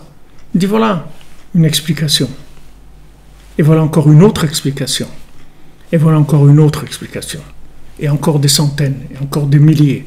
Et en fait, Avraham ben Nachman dit que tout le Likutei Moharan, il est comme des Sipurei Masiot. C'est-à-dire même le côté plus palpable dans la logique du Likutei Moharan, comme vous voyez, on est dans cette Torah, dans la Torah 51, depuis 1 an et demi. Mais vous voyez que si maintenant vous reprenez la Torah 51, vous allez voir que vous n'avez rien compris du tout. Parce que tout ce qu'on a pu découvrir dedans, il y a beaucoup d'eau, comme on dit, qui est passée sous les ponts depuis. Comme c'est Nachal Novea Mekor Chochma, c'est une source qui coule sans arrêt. Donc, l'eau que vous avez prise, elle est plus d'actualité depuis longtemps. Parce que ça fait longtemps qu'il y a des milliers de litres d'eau qui ont coulé après ce verre d'eau que vous avez pris ou cette bouteille d'eau. Donc, comment vous pouvez dire que vous avez compris quelque chose? Vous n'avez rien compris. Donc, qu'est-ce qui vous reste? Qu'est-ce qui vous reste comme solution? Comment vous allez faire? Vous allez faire aïe, vous allez chercher en permanente. C'est-à-dire vous allez chercher tous les jours, aïe, mais comme que vous, où tu es Hachem. Où tu es Hachem, je te cherche. Chaque fois que tu vas dire où tu es Hachem, chaque fois que tu vas chercher Hachem, il va rentrer plus. Il va rentrer plus. Plus dans le temps, plus dans l'espace, plus dans ta vie. Et ça va agrandir les possibilités, ça va bénir, ça va tout bénir. Mais les bénédictions dans la santé, dans la parnassa, dans le mariage, dans les enfants, dans la Torah, dans la Tfila, dans Eretz Israël, dans le shalom, dans le monde, dans le respect des individus, dans le bon sens, dans tout ce qui peut s'améliorer dans le monde, ça va s'améliorer par le fait que on va faire rentrer un peu plus d'infini. Mais pour que tu puisses faire rentrer un peu plus d'infini, il faut que tu arrêtes d'enfermer ce qu'il y a et de le maîtriser dans la logique en disant j'ai compris. Il n'y a rien qui va t'éloigner de la découverte plus que la compréhension. Des chercheurs, c'est des gens qui savent rien, parce que si quelqu'un il croit qu'il sait quelque chose, c'est pas un chercheur, c'est un trouveur, c'est pas un chercheur.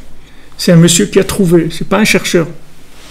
Maintenant le chercheur, un jour il va trouver, et il va plus être un chercheur, mais il faut qu'il continue. Il a trouvé ça, il peut trouver d'autres choses encore. Il y a beaucoup de choses encore à trouver, dans tous les domaines, mais surtout dans la spiritualité, et surtout dans la Torah du Tzaddik. C'est pas limité, il n'y a pas de limite, et c'est immaîtrisable. Donc vous voyez Rabbi Nathan, et ça rend fou. Vous dites, mais comment Rabbi Nathan il remercie Hachem qui ne déchire pas les livres de Breslev? Comment c'est possible une chose pareille? Parce que c'est un homme qui avait une telle connaissance de Rabbi Nachman, que cette connaissance-là, elle lui donnait la profondeur de la chose. Vous voyez, il connaissait la profondeur de la chose. La chose, il ne la connaissait pas, mais il savait que cette chose-là, elle est d'une profondeur qui est incompréhensible, qu'on ne peut pas attraper. Vous voyez, comme Ouman, Rabbi Nathan, il dit, savoir qu'est-ce que c'est Ouman, savoir qu'est-ce que c'est la tombe de Rabbi Nachman, je ne sais pas ce que c'est. Je ne sais pas. Une chose je sais, c'est que je dois y aller tout le temps, c'est tout. Que dès que j'ai un moment, j'y vais.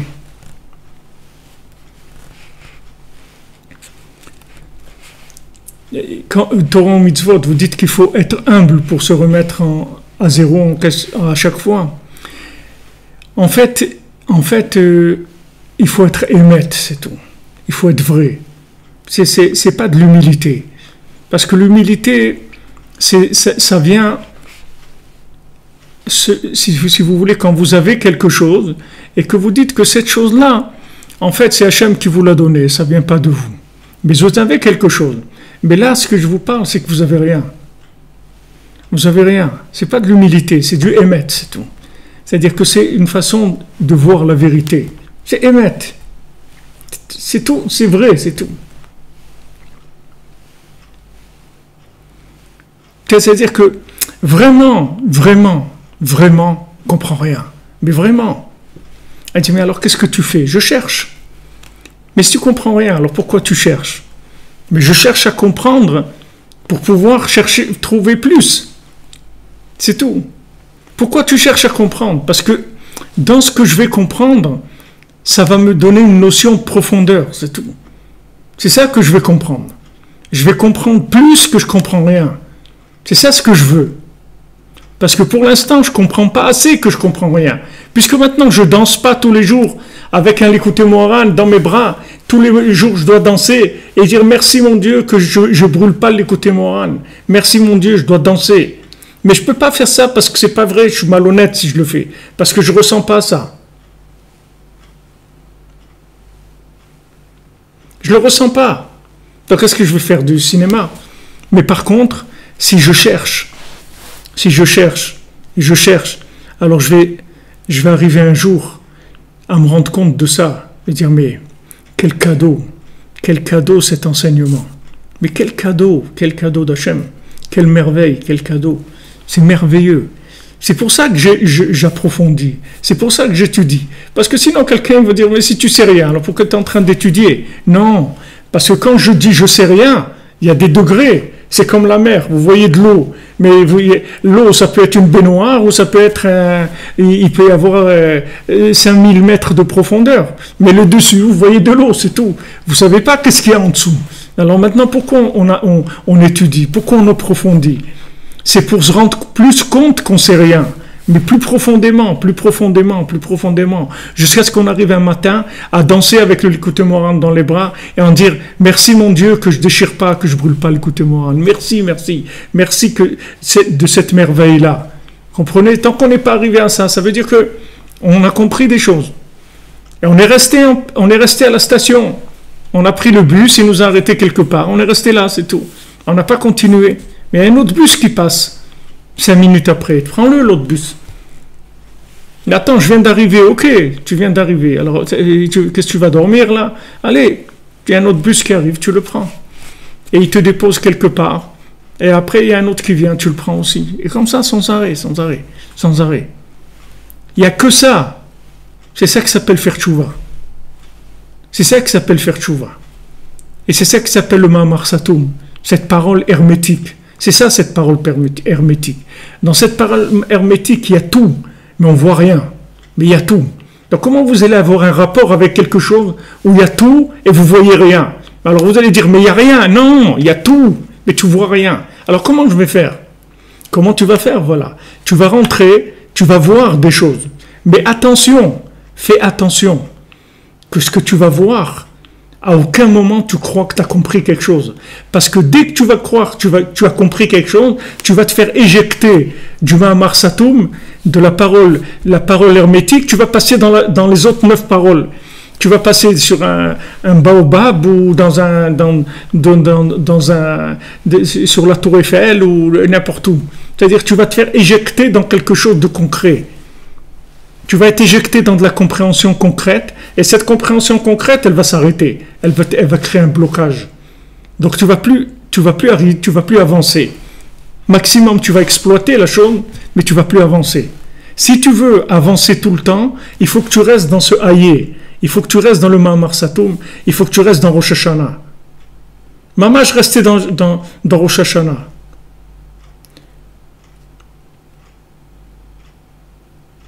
Reste dans Rosh Hashanah. Reste là-dedans. Mais il n'y a rien dans Rosh Hashanah. On ne voit rien. Ok, reste là-bas. C'est là-bas où il y a tout.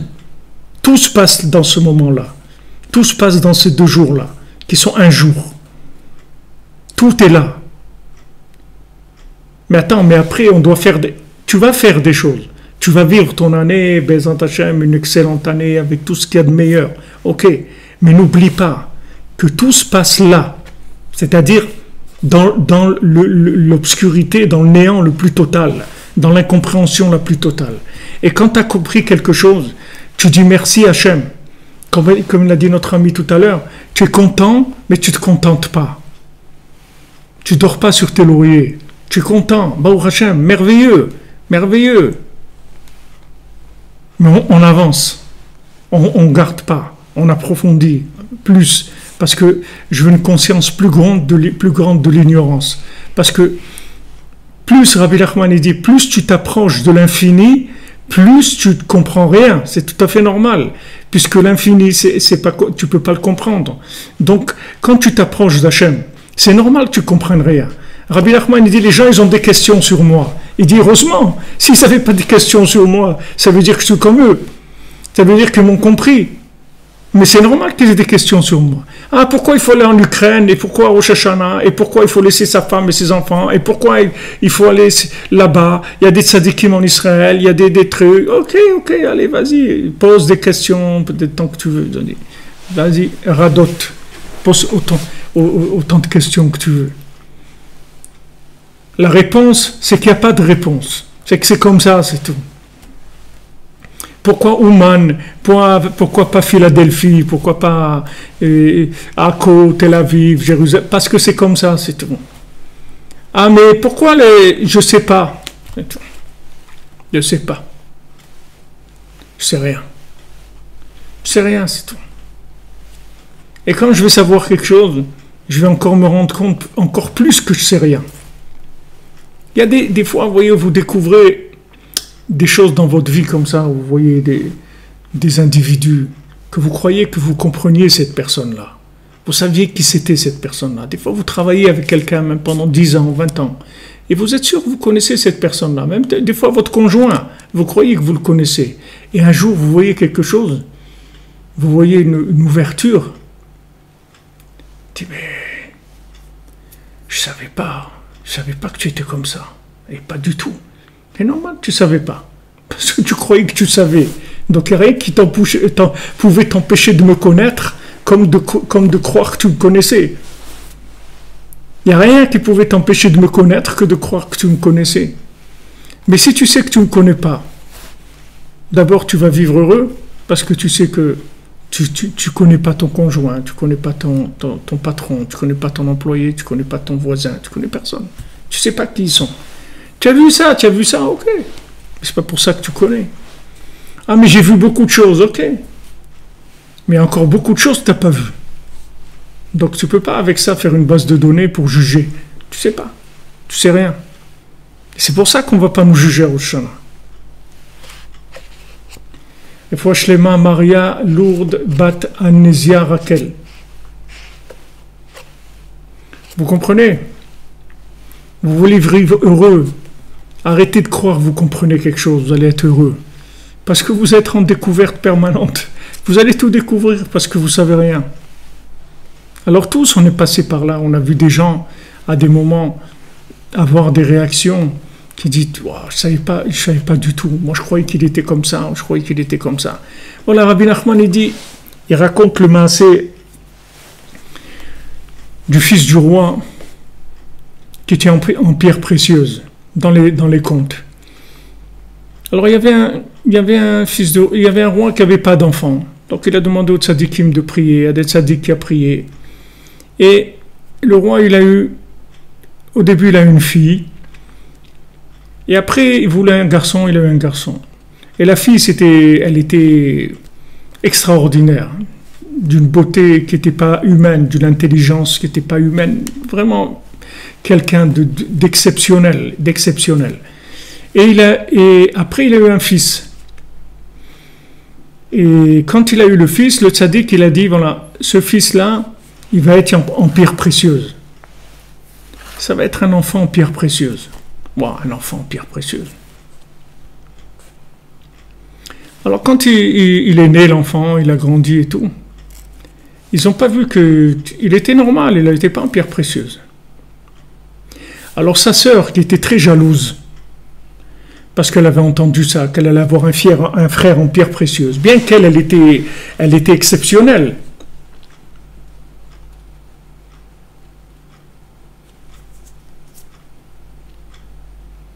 Mais elle était jalouse. Un être humain en pierre précieuse.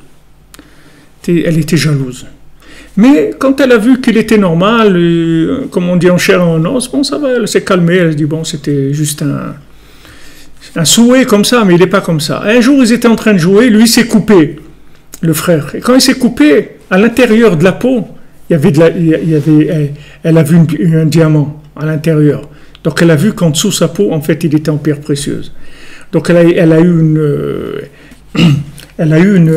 un déchaînement de jalousie terrible et elle voulait qu'il meure. Elle a été voir des sorciers pour leur demander de le maudire, etc. Alors elle était voir un sorcier, il a dit voilà comment on peut faire et tout. Elle a dit moi je peux faire en sorte qu'il va avoir la lèpre. Elle dit, ah voilà, c'est ça, qu'il ait la lèpre et trucs, etc. Donc elle a fait maudire, il a eu la lèpre. Et bien sûr, le roi, il cherchait qui est-ce qui a fait ça à son fils, pourquoi son fils il a eu la lèpre, etc. Alors il a été se renseigner chez des gens, il lui a dit, c'est une sorcellerie. Alors il a dit, vous avez qu'à tuer tous les sorciers du pays, mais moi je veux que mon fils il guérisse de la lèpre.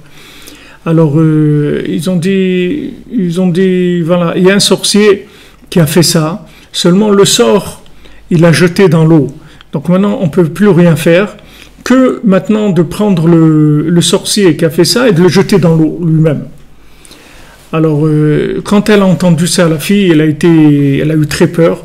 Elle a été pour chercher l'endroit où il y avait ce sort qui avait été jeté dans l'eau. Et bien, elle est tombée dans l'eau et elle est décédée là-bas.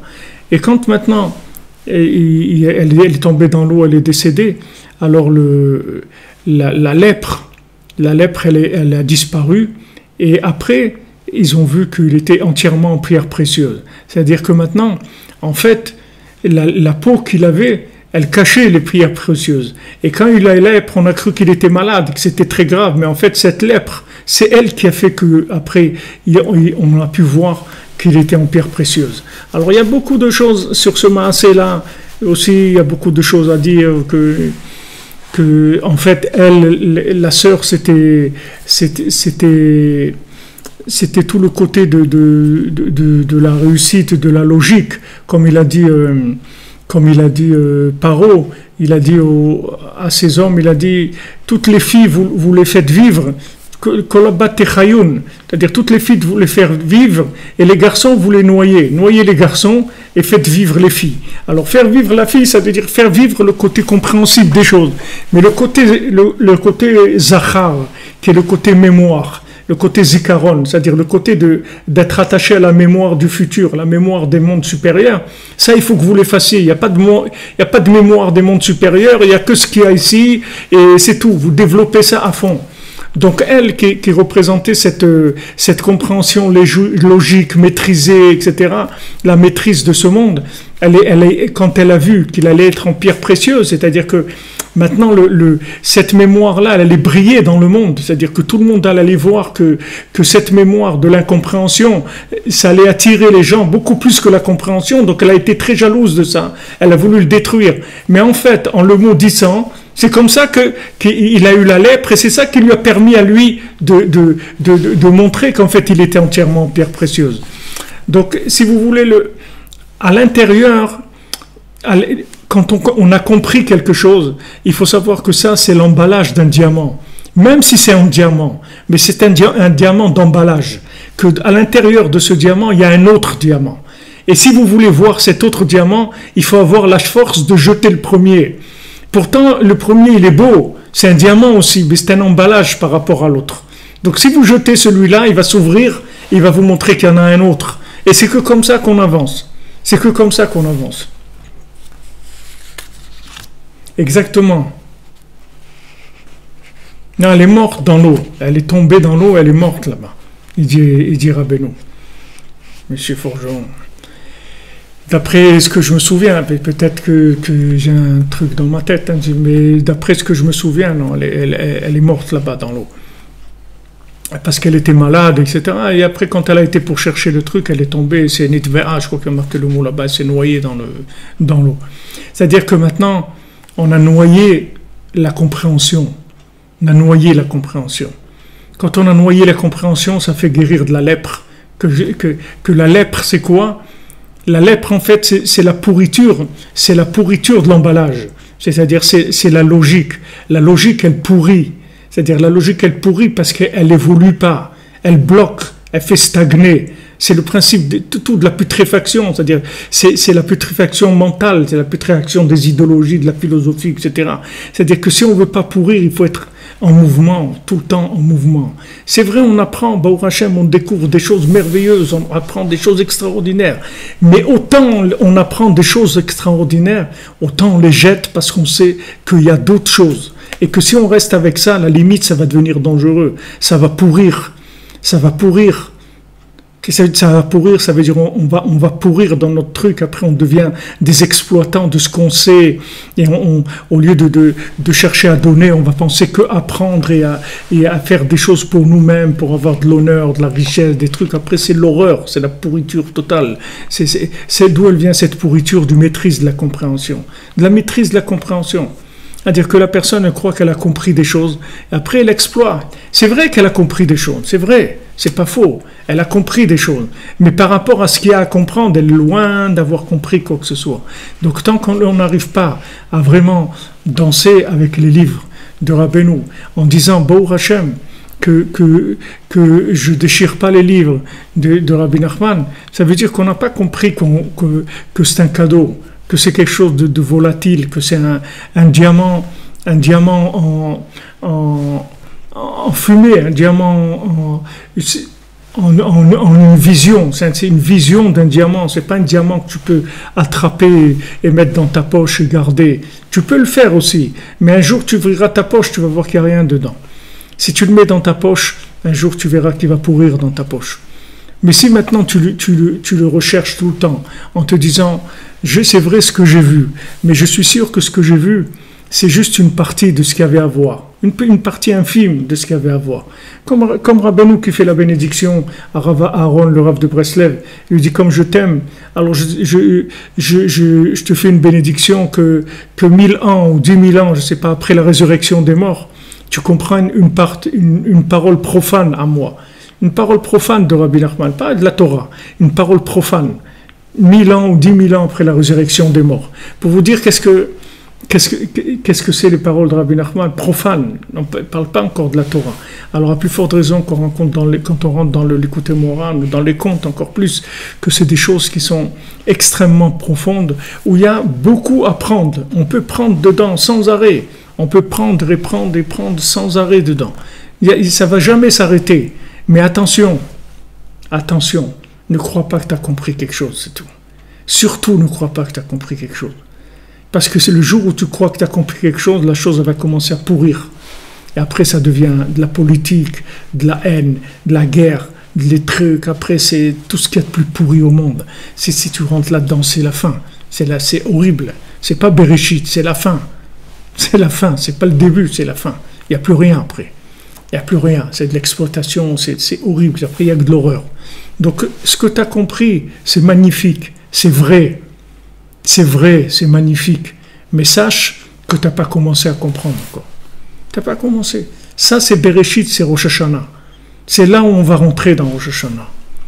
C'est dans cette incompréhension que Rabbeinu il nous fait vivre pendant toute l'année.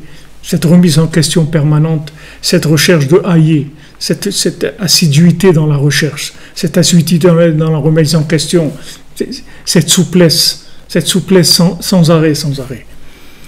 Alors il dit Rabbi Nathan Alken, Tzrichim Nitzoa, les tzadikim amitim al Rosh Hashanah. C'est pour ça qu'il faut voyager, ces tzadikim véritables à Rosh Hashanah. Voyager chez les tzadikim véritables à Rosh Hashanah, ça veut dire venir à Ouman, à Rosh Hashanah. Je vous fais le raccourci parce que c'est pas la peine de s'étaler dans des débats. On va directement au but. C'est pour ça qu'il faut voyager chez Rabbi Nachman à Rosh Hashanah. ואפילו מי שאינו זוכה לנסוע על כל פנים, צריך להשתדל ללך לנסוע אל מקום שיש קיבוץ גדול של קשרים ויריים ביותר. Maintenant, même celui qui n'a pas le mérite de pouvoir voyager, de pouvoir venir à Rosh Hashanah ou Man, au moins, il doit voyager, aller dans un endroit où il y a une grande assemblée de gens cachers, de gens qui ont la crainte d'Hachem, et prier là-bas et d'entendre le son du shofar avec eux, d'être avec eux pour entendre aïe ensemble. Comme tout le Ham Israël, il a l'habitude, chez Rosh Hashanah et Yom Kippourim, mitasfim ou mitkaptzim yachad mikol akfarim, que tous les Bnei Israël à Rosh Hashanah, ils se réunissent, ils se rassemblent de tous les villages. Même les gens éloignés qui n'ont pas l'habitude de prier en minyan toute l'année. Mais à Rosh Hashanah, tout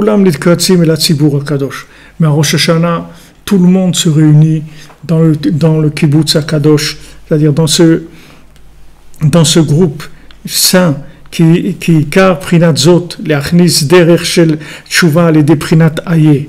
Parce que tout ce rassemblement-là, quel est le but du rassemblement? En fait, vous venez à Ouman Rosh Hashanah. Quel est le but de ce rassemblement? Le rassemblement de Rosh Hashanah, c'est que vous allez voir tellement de gens différents de vous et que Rabbeinu aime beaucoup et qu'il les a invités, c'est que vous allez comprendre que vous n'avez rien compris du tout. Comme si vous êtes invité à un mariage, d'accord? Il y a un ami à vous qui vous invite. Maintenant, cet ami, vous travaillez avec lui, d'accord? Vous êtes, disons, 2 médecins, vous travaillez à l'hôpital, oui, tous les jours, il dit, voilà, je t'annonce que je me marie la semaine prochaine, etc. Ok, super, et tout, Mazal Tov, merci, voilà, je t'invite. Voilà, je t'invite. Nila Tchoua Bat Rivka Refoua Shlema. Alors, il invite, d'accord? Alors le gars, il vient au mariage. Alors il vient, maintenant lui c'est un médecin, son copain c'est un médecin. Maintenant il vient au mariage, il voit là-bas de toutes sortes de gens. Il voit toutes sortes de gens. Il voit là-bas des plombiers, des mendiants, des estropiés, des fous, des saltimbanques. Il dit, mais je ne le connais pas du tout ce bonhomme-là. Je ne sais pas qui je sais. Qui c'est? Je viens à son mariage, voilà ses fréquentations. Mais ça veut dire que je ne le connais pas. Ce que je connais de lui, c'est rien du tout. Moi, je le connais au travail, c'est tout. Mais c'est la même chose. Quand vous venez à Ouman Rosh Hashanah, vous voyez que vous ne connaissez pas du tout le tzaddik. Pas du tout. Parce que vous voyez les gens qui l'invitent.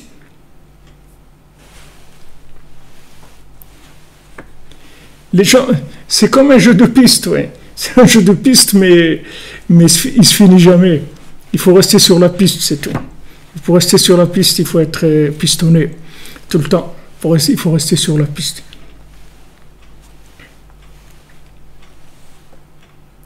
Alors maintenant quand vous venez à Rosh Hashanah, vous voyez quelqu'un avec une rastasse comme ça. C'est un Breslev, lui. Ah ouais, c'est un Breslev. C'est Rabbi Nachman qui l'a invité, ouais. Et il l'aime, ouais. Et c'est un élève de Rabbi Nachman, ouais. Alors, Ça veut dire il y a un rapport. La Torah de Rabbi Nachman, elle a un rapport. Les Rastas, ouais, tout à fait. Après, vous allez voir le grand rabbin de New York, le truc. Ah ouais, le grand rabbin. Rabbi Nachman, il amène le grand rabbin. Ouais.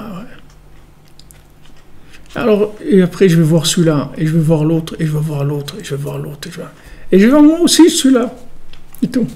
Mais je vois que je comprends rien au tzaddik. Parce que, d'après moi, le tzaddik, quel rapport il a avec ces gens-là? Moi, le tzaddik, je crois que il aime des gens comme moi, c'est tout. À peu près. Un peu plus, un peu moins, comme ça. Moyen. Mais des gens tellement différents de moi. Et ils sont là, comme moi. Eux aussi, ils sont là, au même titre que moi. Extraordinaire. C'est-à-dire, j'ai rien compris du tout. C'est-à-dire, je ne sais pas qui c'est. Cet homme-là, je ne le connais pas, c'est tout. Je ne sais vraiment pas qui c'est. S'il invite tous ces gens-là chez lui, ça veut dire que tous ces gens-là, ce sont ses amis, ses élèves, les gens de qui il s'occupe. Il les aime autant qu'il m'aime à moi, il les aime à eux aussi. Donc je vois que j'ai rien compris. Donc c'est ça la notion du kibbutz de Rosh Hashanah. C'est pour crier Aïe, c'est-à-dire pour dire où tu es, Aïe Mekom Kevodo, pour sortir de la compréhension.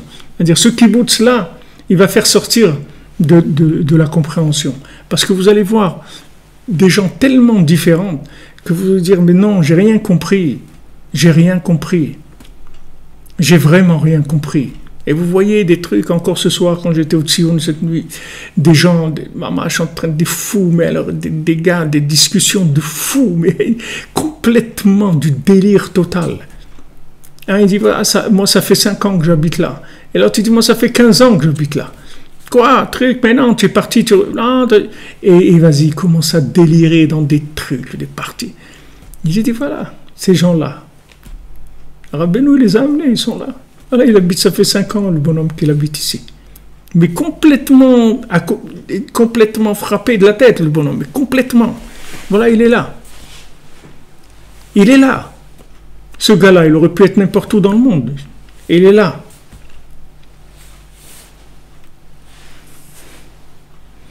Comme on fait quand on veut aller à Ouman, quand on n'a pas le budget, alors on prie, on demande à Rabbi Nachman de nous inviter, de nous aider à venir. Et voilà, soyez en contact avec Myriam, avec truc, parce que des fois, il y a des gens qui peuvent pas aller, qui veulent aider d'autres gens à aller. Vous comprenez? C'est-à-dire que le but c'est cette remise en question pour chercher ailleurs. Alors maintenant, quand je me remets en question, je vais plus avoir de petitesse, je vais plus avoir de bassesse, je vais plus en vouloir à personne, je vais plus avoir de haine, je vais plus avoir de violence, c'est fini, tout ça c'est réparé. C'est de ailleurs, il y a la réparation de tout. Si les gens ils se remettaient en question, ce qu'ils avaient compris, ils en voudraient à personne, ils assommeraient personne avec leur compréhension, ils n'auraient pas de la haine pour les gens qui n'ont pas compris ce qu'ils ont compris. Tous les gens, ils seraient avec tout le monde, ils seraient béchalom, bé'ava. Parce qu'ils disent, regarde, ce que j'ai compris par rapport à ce qu'il y a à comprendre, c'est comme une goutte dans l'océan. Donc lui, c'est une autre goutte de l'océan, et elle est peut-être à 1000 km de là où je me trouve, donc je ne sais pas quelle goutte c'est. Donc c'est normal, moi je ne le comprends pas, je ne sais pas, mais le tzaddik, il a invité à lui aussi. Donc cette notion de kibbutz, elle permet de crier aïe, c'est-à-dire de remettre en question en fait notre façon de voir les choses. Et ça, c'est le chemin de la tchouva. N'oubliez pas dans quoi on est. C'est-à-dire que on est en train de chercher le chemin de la tchouva. Comment faire tchouva à Rosh Hashanah? C'est ça qu'on cherche, puisque Rosh Hashanah, on a dit au début, c'est le premier jour des 10 jours de tchouva, de repentir. Donc on cherche le chemin de la tchouva. Le chemin de la tchouva, c'est aïe. C'est d'abord de savoir que tu comprends rien. La tchouva, ça veut dire réponse. Une tchouva, c'est une réponse. Tu veux la réponse, c'est qu'il n'y en a pas. Voilà la réponse. C'est que tu comprends rien. Et si tu sais que tu comprends rien vraiment, tu vas voir que tu vas faire tchouva béhémet. C'est-à-dire que vraiment, tu vas découvrir Hachem, tu vas arranger tout ton comportement, tout. Parce que tout ce qui ne va pas chez toi, ça se fixe sur la compréhension. Réfléchissez, vous allez voir. Vous allez voir que tout ce tous les problèmes que vous avez par rapport de comportement, par rapport aux autres et tout, c'est tout basé sur de la compréhension, c'est tout. Si vous enlevez la compréhension, tous les problèmes, ils s'en vont. Tous les problèmes, ils disparaissent parce qu'ils n'ont plus sur quoi s'accrocher. Allez, prinat aye, en yodea, ki ima tzadikim agdulim amitiyim. C'est-à-dire maintenant, ces grands tzadikim-là, Rabbi Nachman, eux, ils connaissent le secret de Aye, qui kol tzadik amiti ou prinat Mashiach, parce que chaque tzadik véritable, c'est un principe de Mashiach. Sheu yodea asod shel Bereshit, il connaît le secret de Bereshit, Ma'amar Satum, il connaît cette parole hermétique. Chez Rabbi Shimon Bar Yochai, Gila Alav, Shirin Anpin, que Rabbi Shimon Bar Yochai, il a révélé 70 facettes du mot Bereshit, puisque tout le Tikkuné Zohar, il est sur le mot Bereshit. Et c'est pour ça qu'on a l'habitude de lire le Tikkuné Zohar pendant le mois de Elul. Pourquoi? Parce que c'est tout le Tikkuné Zohar, il parle de Bereshit, du mot Bereshit. Et le Tikkuné Zohar, c'est aussi hermétique. Il faut des livres et des livres pour comprendre le Tikkuné Zohar. C'est très très élevé, c'est beaucoup plus élevé que le Zohar, le Tikkuné Zohar. Et il y en a 70 pour montrer qu'il y a 70 facettes dans le mot Bereshit. Et même ces 70 facettes, essayez de lire Tikkuné Zohar. Je crois qu'il y a une partie qui est traduite en français, ou tout, je ne me souviens pas. Il y a une partie qui est traduite en français, en tout cas, une partie c'est sûr, peut-être tout, je ne sais pas. Mais vous verrez qu'il n'y a rien à comprendre là-dedans. C'est tout des secrets. Il faut des livres et des livres pour comprendre ça. C'est le Sefer HaTikkunim HaKadosh, c'est le Sefer HaTikkunim, Tikkuné Zohar HaKadosh. Parce que tout le chemin de la tchouva pendant ces jours-là, il est par ce chemin-là, chez Prinat Bereshit Ma'amar Satum, qui est Bereshit, le Ma'amar Satum, la parole hermétique. Chez Prinat Tripus ou Bakasha, c'est chercher et demander. Je cherche, je demande, je cherche. Prinat Aye, c'est Aye, voilà la tchouva. La tchouva, il faut que tu cherches. Et pour que tu cherches, il faut que tu saches que tu n'as pas trouvé. Sinon, tu ne vas plus chercher. Si tu crois que tu as trouvé, si tu es installé, tu vas plus chercher. Si tu veux rechercher, il faut que tu saches que tu n'as pas trouvé.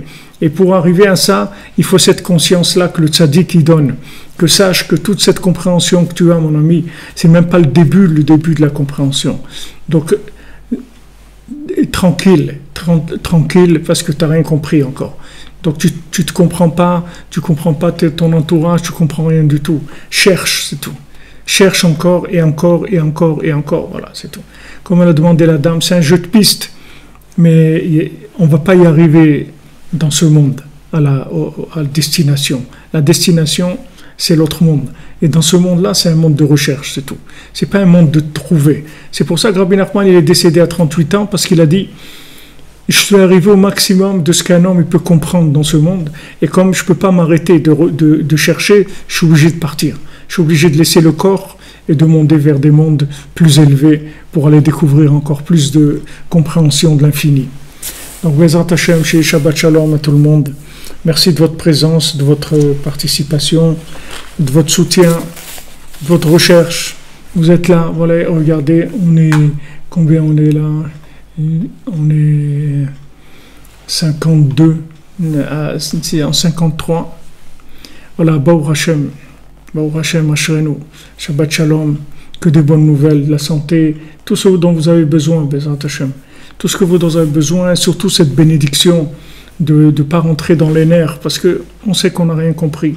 Donc quand on a une épreuve de quelque chose qui nous dérange, il faut savoir toujours qu'on ne comprend pas, c'est tout. On ne comprend pas, on rentre dans Aïe, et là-bas il y a tout. Il y a tout dans Ma'amar Satum, il y a tout. Toutes les possibilités, tout est possible dans le Ma'amar Satum, absolument tout. Toutes les créations, toutes les choses qui n'ont jamais existé, elles peuvent exister, elles peuvent se créer par rapport à ce Ma'amar Satum-là. Shabbat Shalom, merci les amis. On se retrouve Bezrat Hashem dimanche à l'antenne. Beaucoup de joie, beaucoup d'émouna, beaucoup d'espoir, beaucoup d'attachement au tzaddik, Bezrat Hashem.